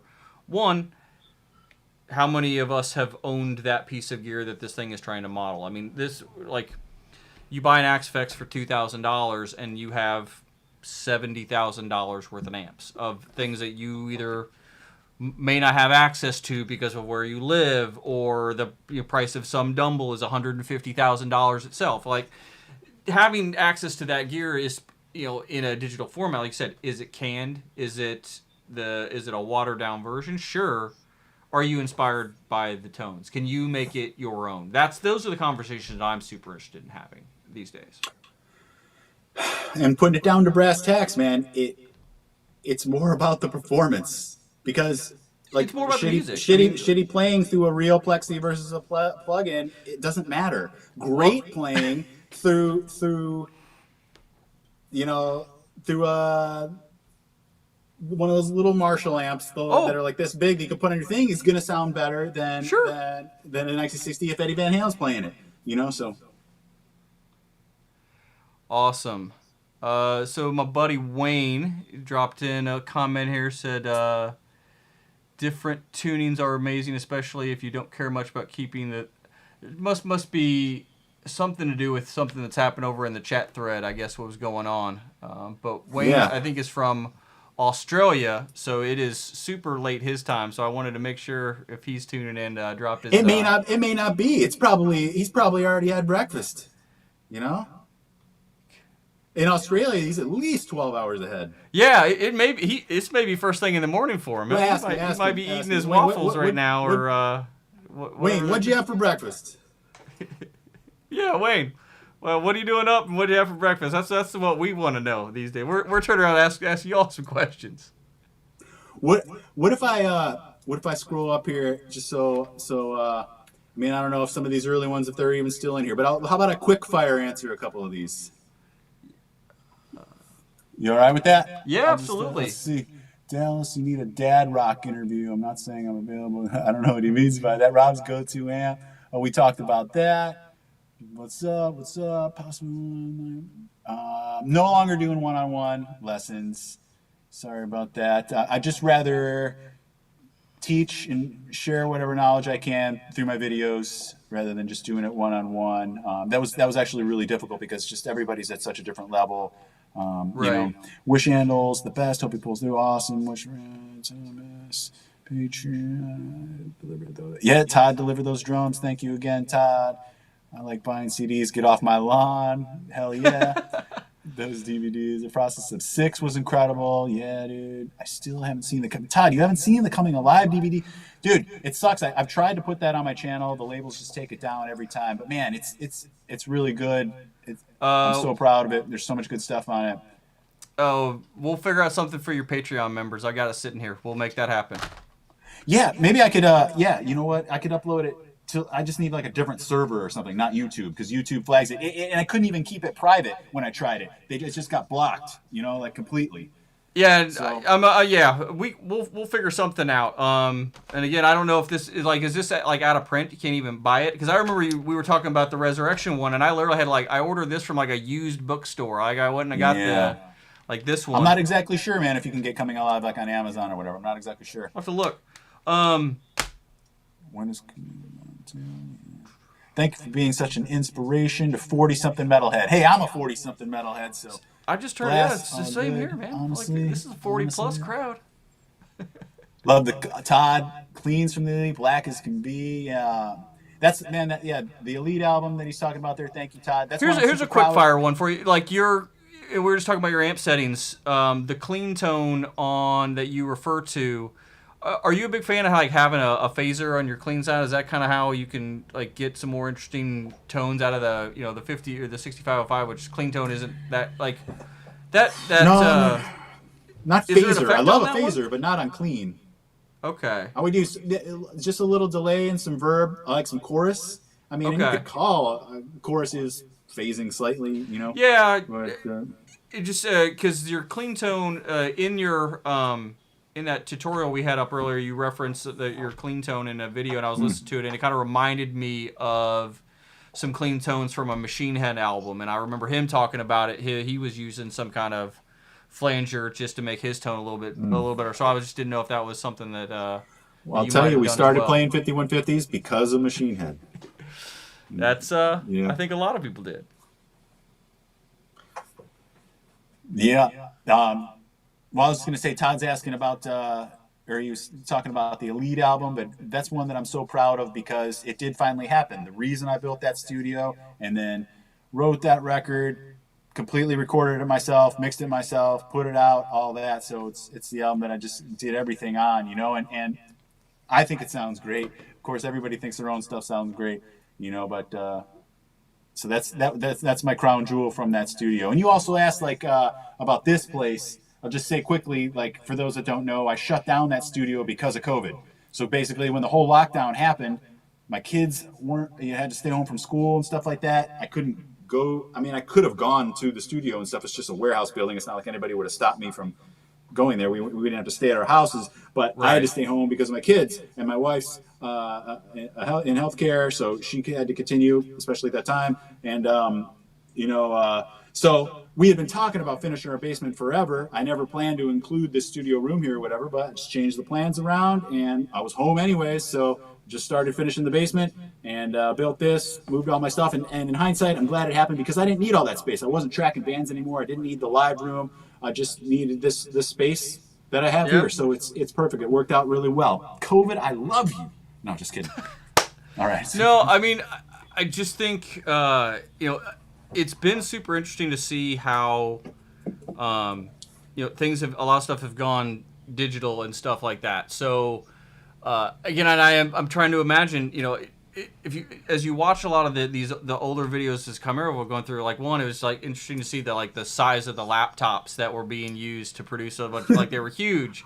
And I remember like, Matt be like, I got my Pro Tools rig, and like that used to be like it used to be a hard thing to do. Like you buy a computer, and I got a Pro Tools rig for home, and like you needed a bunch of space or you needed a super powerful computer. Now you can literally, go spend $500 on a computer. I mean, I would recommend you, again, if you're going to do digital recording, I recommend you do invest in a nice computer. But again, you can buy a $100 interface and, find cheap and free plugins to go do this stuff and just make music. And it was so interesting to see, then how people collaborate differently doing this. I come from a tech sales world, so it's been super interesting to see how like the world has changed from a collaboration standpoint around this. And the thought process that you could put a shell of a song together and send it to Andals or Dustin and have them lay the drums down in their digital studio, and then get it over to Matt to add the rhythm guitars or double track this, and you could pass this all around, and you could have an album done in a matter of months, or an EP done just without ever having to sit in the same room. And then you again ship those files over to your favorite mix engineer, or if it's something you want to do yourself. I mean that's just, it's all those things are just now possible. That you if this had happened 10 years ago, where everybody had to go into a studio, and I think you allude to some of that around when you went and made Pass Out, and the people who produced that, and it was in a different environment. And then when you decided to make Impossibility of Reason, you're like, no, we're gonna go record it at our buddy's studio down the road. And then I'm sure as you did Resurrection and Age of Hell, like all of those albums, like that recording process had to be drastically different every time as technology got better. Did you feel like your recording process changed all the time?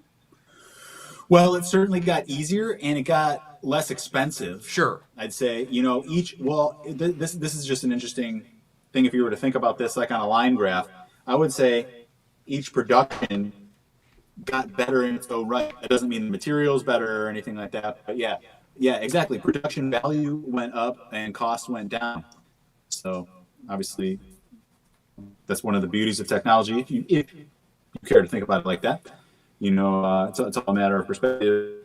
But yeah, man, just some of the tools you're able to use in the box and stuff are really cool, and the things you're able to do. Yeah, Age of Hell, the last time I recorded with Chimaira. I would get. You still got me here? I think so. Your audio's a little choppy, but everything seems to be okay. Yeah, it's this cool filter I put on it. You got that expensive delay. Is it? Everybody, is it? Right. Is it tape delay? Is it fancy? Yeah. But hopefully you can hear me. But anyways, for the Age of Hell, we got you. Mark and Ben would be doing vocals in one room, and I just had my laptop in another room recording solos. And I'd record the DIs just for my solos, working on myself, and then I'd just take my hard drive into the control room. Ben would load it in, reamp the DIs. The solos are done just like that. So I was just producing the solos myself. Sick. Yeah, all the 6 feet, all the 6 feet under Undead guitars, I just produced myself at home on an M box, and then sent them down to Mark Lewis at Audio Hammer, where he reamped them. And yeah, so I mean, that was an album just like you're talking about, making remotely in some sense, Right on. So, yeah. So, gear. So again, I going through this, I think we've nailed most of the questions in the quickfires that are in here, which is awesome. Total Destruction, one of the best produced albums. Oh, look, I was just talking about that. Mike Franco says Total Destruction, one of the best produced albums I can remember. Thank you, Mike Franco. Totally agree with Mike. Todd says thank you. When is Chimaira going to announce her? Oh, see, that was that first question you asked me. So he asked that question a couple of times as it came through. I think that was what he was here for. But Andrew just dropped a new question in. He's like, "What's the setup for recording drums like on the Elite?" You could see it actually on my channel. There's a My Last Murder just drum performance on there. You can also see us recording Total Destruction, the song from the studio. Obviously those were just lots of takes put together and stuff. Well, the Total Destruction was one, and the awesome one was he's replaying his performance. So, but I mean, it was that recording was like every recording I've been a part of for Chimaira. You know, he was in the live room, I was in the control room. We tracked that whole thing. Well, first we wrote skeletons. The same process I've been showing in these Pro Tools videos over this past week. We recorded scratch tracks. We set up tempo maps. And then instead of me writing drums in MIDI, Austin went in and recorded the drums for real. We had the mics on there, recorded. Then I'd go back and redo the scratch tracks with real guitar tracks, did the bass, vocals, just like every Chimaira production. That's how we did the Elite album. What's your order for tracking? Do you track so once you're in, again, obviously, one of the things you allude to is, again, you put your scratch tracks down, and then once you have the real drums, you go re-record them so you get that feel. Mm-hmm. When you were going into the studio, paying studio time for this, would you, to get the real takes, would you always do drums first, and then you and Matt would do your guitars on top of that, and then you definitely. And then you'd record. We would have already done, right? Yeah, we do drums, guitar, bass. No. I mean, I'd help him. But it was always drums, guitars, bass, vocals and keys would kind of happen simultaneously. But I forget exactly what I was going to say. But drums would take a few days, to get to sound great, and we would always want to record to. Here's what I was going to say. We would have already done pre-production demos long before. All the songs would have been written and demoed already with either drums we recorded ourselves at the practice space, which is a couple mics, or with fake drums or whatever. And then we'd go into the studio. So we would have already been rehearsed with the songs. We'd have already heard what everything's going to sound like. Now, things could change for sure in there. And, we'd make those adjustments or whatever. But, you just want to be prepared when you're going in and spending thousands of dollars a day, in big studios and stuff like that. So, or else, at least we did. We cared about the label's money to some degree, And I think it came through. I mean, Ben was a very important voice as you went through and do this. I mean, would you say? I mean, I think Metallica talks at times about Bob Rock or whoever being, the sixth member or the fifth member of the. Let me count all the sixth member of the band or whatnot. Was Ben a pretty integral part of helping you shape a song once you got it in, or was it 95% baked when you were bringing it in? There would be different scenarios. I would say 95% baked, but he always had great arrangement ideas, always had great, like, just special sauce ideas. You should do this, try this. Let me hear what this would be like. It's totally with the vocals as well. And he's a phenomenal drummer. So he'd always, guide the drummers as well too. Everybody handles Kevin. I was trying to read through something. Austin. Did he play drums on one of the albums? He played on the Age of Hell. Yeah. Age of Hell. Okay. That was. I was trying to there was an interview that came with that CD. I was going through the archives and stuff like that. So it was really interesting to see. I mean, you've had Spinal Tap level of drummers with Chimaira, and again, your comments during that video was, hey, you put your own band together and keep all these people happy. And I was like, hey, no, that's just real life. And talking about just your ability to to keep everybody happy and work on the music that you want to make. And again, I think that's just super. It's just super impressive for anybody who's had some level of success to try to keep that going. And you've worked with a ton of great people along the way. Let me make one more point. Ben, we also went to high school with. That's how okay. We're also cut from the same cloth. His mom was the attendance lady. She would cut me breaks every time because I was always late. So she'd just write me a pass. I mean, so your little pocket has some seriously talented. I mean, and that's the. It's so apparent as you watch all these videos that you guys are always talking about, Matt from Ascension and the bands that everybody was in. Like, it's very apparent that was in. The culture of that music scene was very important to you. And again, you're still talking about it 5 and 6 years later when, like, Ascension's not a thing anymore and Skip Line's gone. Like, every interview that I keep going back to watch, like, you're still talking about these bands that you were in high school that, like, that's part of the culture. That, like, you're like, I grew up with all these guys. It's totally different than something that was super manufactured around, like, Rob, you wrote these, and I'm not saying that there's anything wrong with this. Please don't like. But somebody's like, hey, I put these demos together and I put them on the internet, and then I got this phenom from over here that was into playing drums, and that guy had a buddy who is great to play bass, and you kind of put a internet supergroup together. I mean, this is like, I mean, I don't, I'm typically not the like get off my lawn, like this is how we used to do things, but I remember of like, you used to go over to the practice pad and watch your local band like put together their 5 crappy songs, and then they'd go and try to, you know, get a spot for whatever crappy metal band was coming through town. Like that was the scene, and I can just imagine being there and when you guys were doing it, and it's still just a part of who you are. It was an incredible scene. We're so fortunate to have been a part of that. There were so many good bands in the area. Ben having his studio, because I think that's how you improve. Right. By recording, being able to hear what you did, refining, doing it better the next time, making improvements constantly and stuff like that. So Ben having a studio and having the ability, the technical abilities that he did to help create great sounds and songs for all the bands in the area. Right. You know, and we just happened to get lucky. You know, we were the ones that broke through in that heavy stuff. You know, I mean, we also had Mushroom Head, but we were in a different scene than them. You know, but they were, you know, the big Cleveland band at the time, whatever. But we kind of did our own thing. But Cleveland was just a happening spot for heavy music. The hardcore scene was huge in the late '90s, mid '90s, late '90s. So yeah, it was just a really good thing to have been a part of. You don't realize at the time that we have this special thing here in Cleveland. But I think back, maybe, you know, yeah, I guess other people didn't have that as much. You know? I mean, obviously some things, you know, when I was, you know, that scene, I was living in like Colorado Springs, which is, you know, it's not a huge town, but it's also, you know, it's not super small. I mean, there was a scene, but like nobody ever made its way out of that scene. Like several bands made their way out of that Cleveland scene, so it's definitely a special spot. Yeah. All right, we got a couple more questions coming in. Brian says, "What's your favorite venue to play live in?"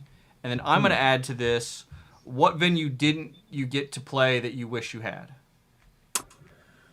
Okay, I'll answer that first because one comes to mind right away. The Red Rocks, which I think is in Colorado, right? It is, yeah. It's an awesome concert venue. Yeah, I've always wanted to play there. I thought it was awesome that Opeth recently did that and put out a DVD. Maybe that was, I don't know, 5 years ago now or something. But right, or you know, but that looked killer. I love playing outdoors. 2001 Ozfest or whatever. I stood on the side of the stage in San Bernardino, California, while Linkin Park played, and then there's just like mountains in the background and planes flying in over and stuff. And I was like, dude, this is what it's about. And so I've always just loved that vibe. So Red Rocks, one I definitely wanted to play, and then one that I love playing the most. Maybe I can't think of one in particular. Maybe it'll come to me. Early on, I always loved hitting this place called Sunset Station in San Antonio, which again was an outdoor thing, but always good shows there. Always loved playing Texas. Great fans. Always good shows there.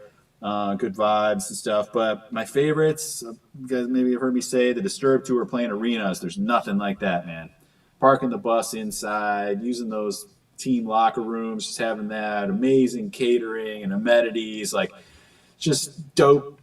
Everything's just comfortable and badass, and then you're playing huge stages in front of huge crowds. I mean, it's like what the dream is, in my opinion. It's what the dream is, you know. So, seeing bands do that growing up. What tour was kind of the peak there, where you were getting to do stuff like that? Which tour would you say? I would say that was probably the peak. Was Disturbed. Okay. You know, we did one more big tour after that, which the Mayhem, which is an outdoor festival tour, kind of like an Ozfest, and that was rad. But like I said, just playing arenas is like kind of like another whatever peak on the mountain or something like that. As you're trying to climb it, that you can stop and look around for a little bit, smell the air at a different level and shit. And so that was just certainly an enormous accomplishment that we're so grateful for to get that opportunity. Awesome. All right, Thomas has got a question here. Was there a moment touring where you made a mistake playing a track or a song or hit the wrong note? Basically, you got a funny musically related story. Somebody started the wrong song or something like that. Of course. I mean, everybody makes mistakes. We've Sure. done all that. Playing the wrong song, starting the wrong song. Andals would look down and miss 3 songs on the set list and start a song. We'd all start a different song. Like 5 of us thought we were supposed to start, I don't know, Severed, and he starts Power Trip or something like Right. that. Or and, I mean, Andals was always on top of his game or whatever. But let's say the light got in his eyes, or it was too dark and he couldn't see his set list, or vice versa, or Mark or whatever, sort of thing. There was this one time that I think we were in Connecticut, and I went to step on my wah pedal. I think we were playing Salvation, and I went to step on my wah pedal, and instead I just stepped right off the front of the stage and just fell down into the barricade. And it was a 4 or 5 foot high stage. Down into the barricade, and in the front of the barricade, it's all steel. There's steps like where the security guards Right. stand on, and all that, and everything. And I landed right on my back with my head against one of these steps and everything like that. And the whole band stopped, and I just thought to myself, I don't think I'm hurt or anything. Right. And they kind of lifted me back up, and I got right back on, and we just all looked at each other and went, no count off or anything. It's like, so Epic. we just all came right back into it, and it was just a glorious moment. We all looked around like, whoa, how'd that just happen? Like it could have been way worse. Oh man. But I don't know. That's what came to mind about a train wreck or something. But Oh yeah. it didn't derail. Again, I always go.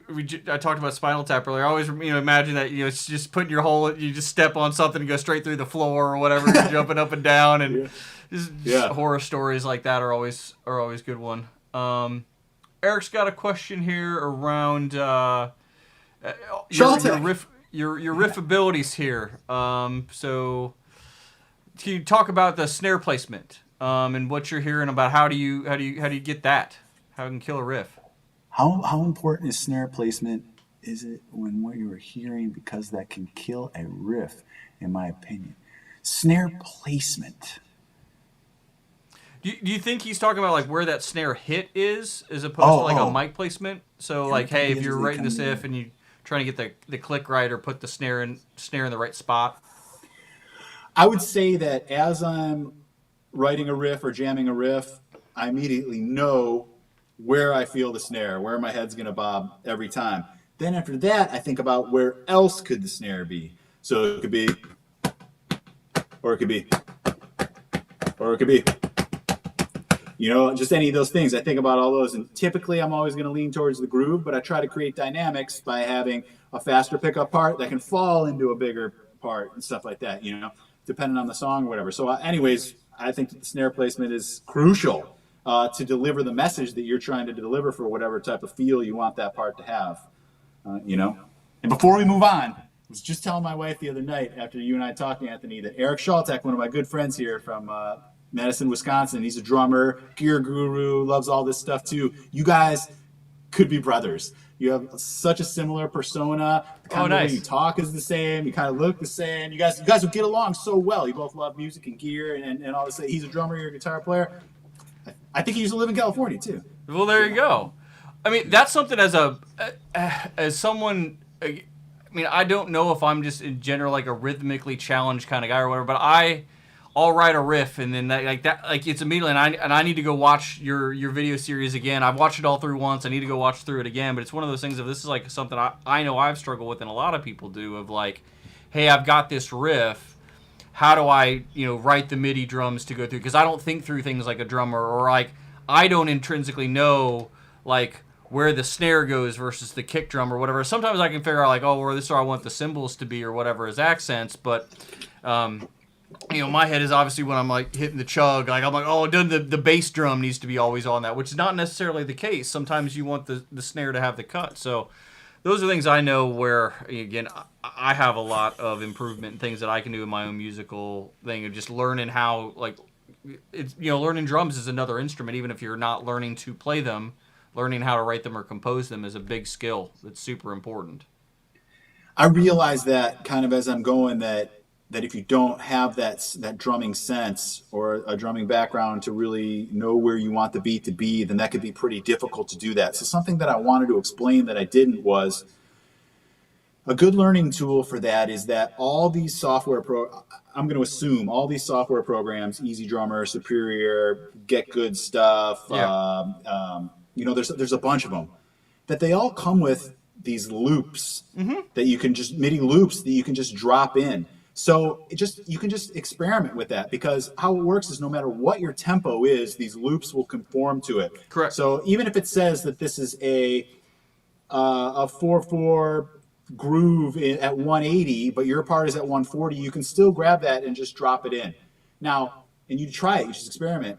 Do the snares land where I want them to land so the groove feels the way I want it to? Yes, good. I can move on and put another one in after that, or copy and paste it. Or now that it's in there, you can just move a snare if you want to, or move a kick if you want. You can manipulate that. But if the snare isn't where you want just in that first time, delete it and try another one until you get it to where you want it. And really, I think that is the curve that people need to take that don't really understand, just basics of drum playing, where a kick should be, where a snare could be, not should be.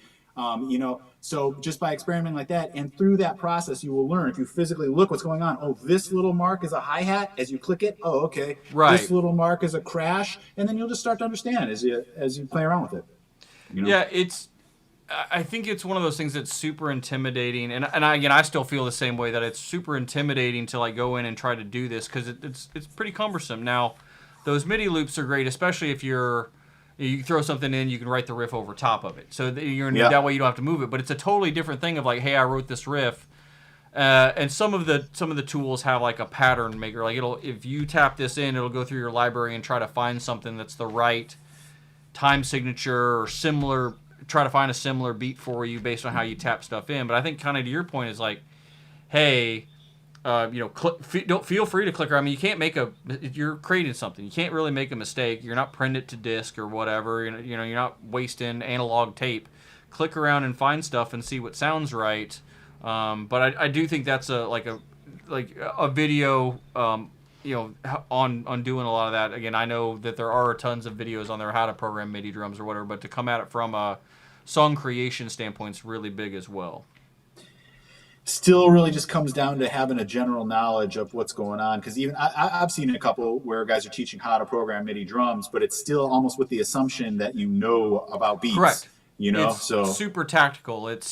This is how you lay this, and this is how you drag this and change the time. It's a very tactical exercise, which has nothing to do with understanding this is where a kick drum goes, and this is where you want a snare drum, or how do you get more cowbell, which is obviously the thing we all need to know more of, is how we get cowbell. So that's what we need. Yeah. That's a slippery slope. All right. A couple more questions we got from What Lurks Beneath. What interface are you using in your studio? I have an Apollo Quad, a 2011.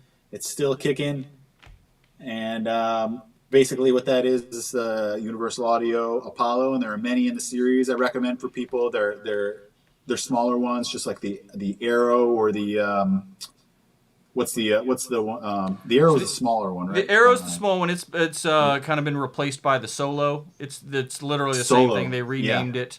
There's a twin duo and a twin quad. Yeah. So they're small desktop interfaces that are super, like, I'm not gonna say it's budget friendly. They're less expensive. I mean, budget friendly. My point of view on it is, everything you get what you pay for in general. But you don't need, especially if you're starting out and the only thing you're gonna track is guitar, or you just want to practice, or you want to use the amp sims in your computer or something to play on. You don't need something super expensive. But I'm a big fan, as Rob is, of the Universal Audio kind of system, which allows you to have different kind of plugins. They have some guitar sims and stuff that are, it's kind of a closed environment system, but I think there's a lot of really good tools that are in there, and the hardware itself is reliable. I mean, I've been using them for years, and Rob, you said yours is what, a 2013, just still kicking? I think on 11, yeah. 11. Yeah, it's super reliable. So it's one of those things of like, again, this is if you're gonna if you do home recording, your computer and the interface are where, and however you're going to monitor this, whether you're going to use speakers to monitor it or headphones, that's the glue of everything that you want to use. And then Rob was pointing out earlier. I mean, he was talking about this compressor, spending $1,000 on a compressor or a preamp versus finding a plugin that'll do a lot of this work for you. So, try before you buy on a lot of this stuff. Yeah, anybody looking for interfaces, I recommend just getting like a 2-channel thing, which whether it's the Apollo stuff like we're talking about, Universal Audio stuff, in my opinion, is a little just like slightly higher end. But you don't need to start like that. It is, if you want to start with nice stuff, it's a little more expensive, and that's okay. But if you get into one of these $200 like Focusrite units, that'll help get you started. It has 2 inputs. You really only need one for your guitar, but having a second one allows you to plug something else in simultaneously, like a microphone, if you so choose to. Then, after getting that and learning on it a little bit, you may say, I don't think that the sound is quite good enough. The preamps or the conversion just isn't quite good enough. But there's no way that you can tell the difference in audio conversion quality or the difference in how a preamp sounds when you're just getting started. The guy that asked the question, I don't know whether you're getting started or not or whatever. But so my interface, the quad is just it's DSP power. It's not inputs. It has a total of 8 inputs, plus I have an additional 8 inputs on an Audient ASP. So I have 16 inputs because I used to record drums. Now I just use 1 or 2 of those channels tops for everything I do, so I don't need any of that stuff, which is kind of a point I was making earlier. So just get in the door if you're just getting started. If you are already started, I recommend the Universal Audio stuff. The Motu stuff's pretty cool. There's so much stuff. In these Sweetwater emails I get every single day, there's so much new stuff that I don't even know about, but I mean, YouTube is out here to go through all the factors and things like that. I mean, it's my point of anybody wants to come and ask me kind of what kind of gear do you think I should buy. One, I'm gonna first ask you kind of what your budget is, and secondly, what's your plan of what you want to do with it, because it's not always what are you gonna buy with this. It's what else do you need to go with it. So it's kind of the thought process of, if you're going to build your guitar rig, okay, you need a guitar, you need an amp, you need a cabinet, or are you only going to, what are you going to do with it? Do you want to go play a club and you need a live rig, or do you only play at home and so is a full digital rig? Does that make the most sense? Do you live in an apartment? Do you live out in the middle of nowhere in a barn? All those kind of go along with it. And from a recording perspective, what do you need it to do? Is it just a jam, or are you gonna try to make your pre-production demo? Are you what are you trying to do with it? Great question. I think the Universal Audio really does have stuff at every price point. Your entry point's a little higher, so instead of starting out with you go to Scarlett, you can buy a $99 interface, order it on Amazon, have it at your door tomorrow, in for $100, and if if that'll get you making music, go do it.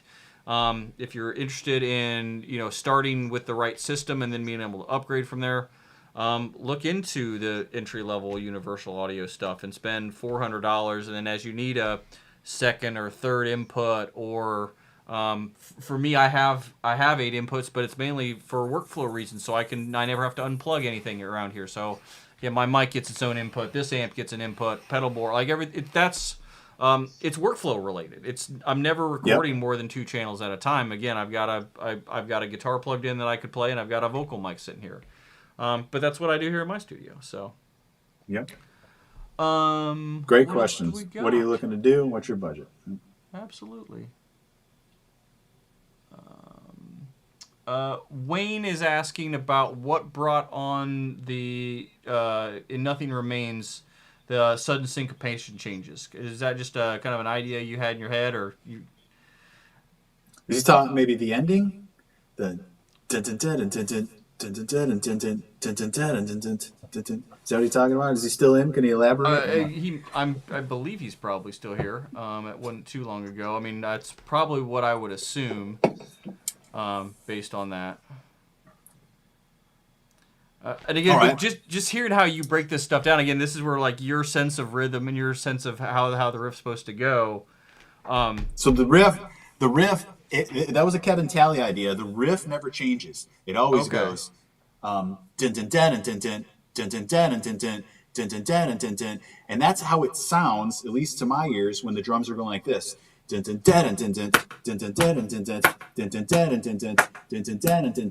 if you switch that beat around, listen to the way the riff sounds, even though it's the same riff. Instead of Because the drum part underneath changes.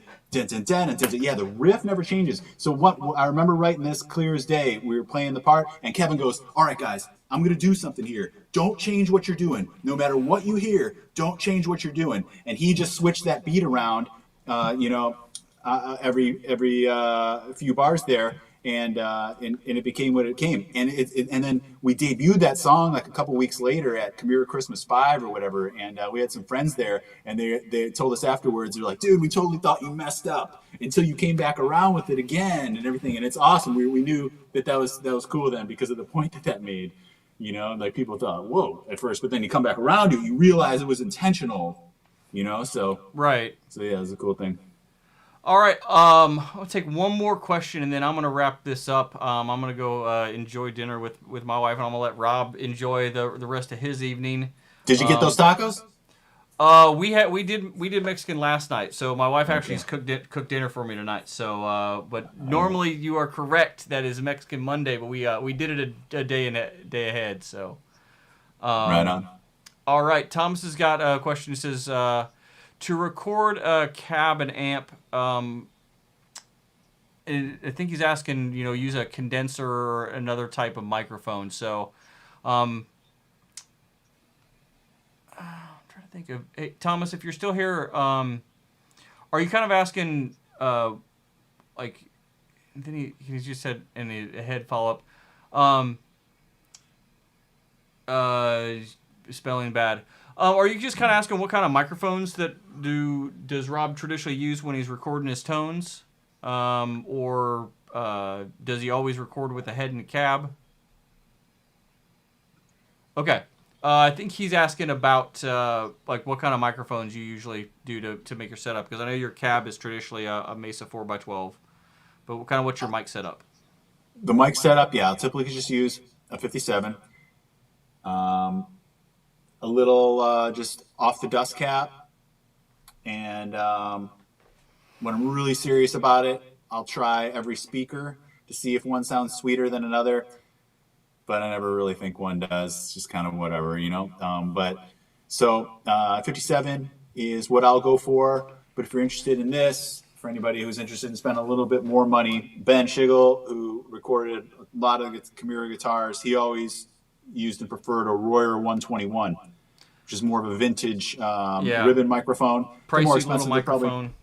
Probably, $900, $1,100, something like that. So, but that's a lot of the Chimaira guitars were captured with that. But just because you go buy an $1,100 mic doesn't mean that you're going to get that sound or whatever. Ben's very experienced. It was recorded in good rooms, through great preamp channels and a fantastic ear. So, the same can be. And I'm sure we've had albums just with 57s on them as well. So that's the difference between a $100 mic and a $1,100 mic. Who can really tell the difference, Yeah, it's going to be all situational. And again, this goes back to, what's your budget, where you're going to spend your money, and things like, again, if someone were to tell me that, hey, they want to go record an album, the first thing I'm going to suggest is here's the way you can use it doing, new digital technology as a starting place. Like you're using the STL stuff and talking about what was the way you described it? It captures the spirit of the amp, or it's a canned version of the amp. I'm not going to say what I'm using is that. I was saying that guy from the Spectre Sound or whatever referred to amp sims as a canned version of miking the real thing. Right, and but I think that's a decent comparison to say, like, hey, if you're going to use a plugin, this is what you're going to get, and then as you get a bigger budget, or you find what you really like. I mean, the culture today is very easy that, hey, I'm going to go buy this, I'm going to try it out, and again, I've spent more money and wasted a bunch of money on buying this to try it out, and then I got to go turn around and sell it, and then I lost $50 trying this out. When, again, if you go through a bunch of the digital amp sims, you're going to know that, I mean, 6505 through a Mesa cab with a 57 stuck on it, it's your sound. There's a lot of ways to digitally simulate that, and then as you get either more money to be able to afford that full setup, being able to buy that whole rig, and then again, where are you going to record that? You're going to take that to a live room and stuff like that. So, excellent. So, Rob, last 2 minutes. What do you want to plug? I want to just thank you for tuning in, and again, all the links for all of Rob's stuff is down below. Tune in to his YouTube channel, and all of his content over there is fabulous. I mean, I watch it all the time, and definitely go and become a part of the Patreon community as well. I enjoy it daily. Well, excellent. Thank you, Anthony. Thanks for having me. This was fun. Just kind of came about out of the blue and ended up, just being a good time. I appreciate everybody who's tuned in, watched, asked questions, or just simply kicked back and checked it out. Appreciate everybody checking out the YouTube stuff. Of course, everybody supporting on Patreon. You guys, as you heard me say, make the world go round for me, and I really appreciate that. It's just so helpful and allows me to do this every day, making these videos. Eventually getting this music out to you guys, which I can't wait for everybody to hear. I got some killer albums in store that, I'm super stoked on. They're going to be killer, and when I can finally get them out, I obviously will. Yeah, again, just appreciate everybody tuning in. Make sure you guys subscribe to Anthony's channel. He's doing cool stuff. Like we've talked about, teaching you how to stream, doing gear reviews, stuff like that. So a wealth of information you can learn from him as well there. I know he loves getting questions and helping guys out, as he's mentioned there. So it's just as cool that this whole thing exists, the ability for all of us to just share information about stuff we love, talk about it, and all that, So appreciate everybody having an interest. Absolutely. Rob, thank you again. Have a wonderful night, and I'll see you on your Patreon page. Sounds good. Cheers, everybody. See you Later, man. around.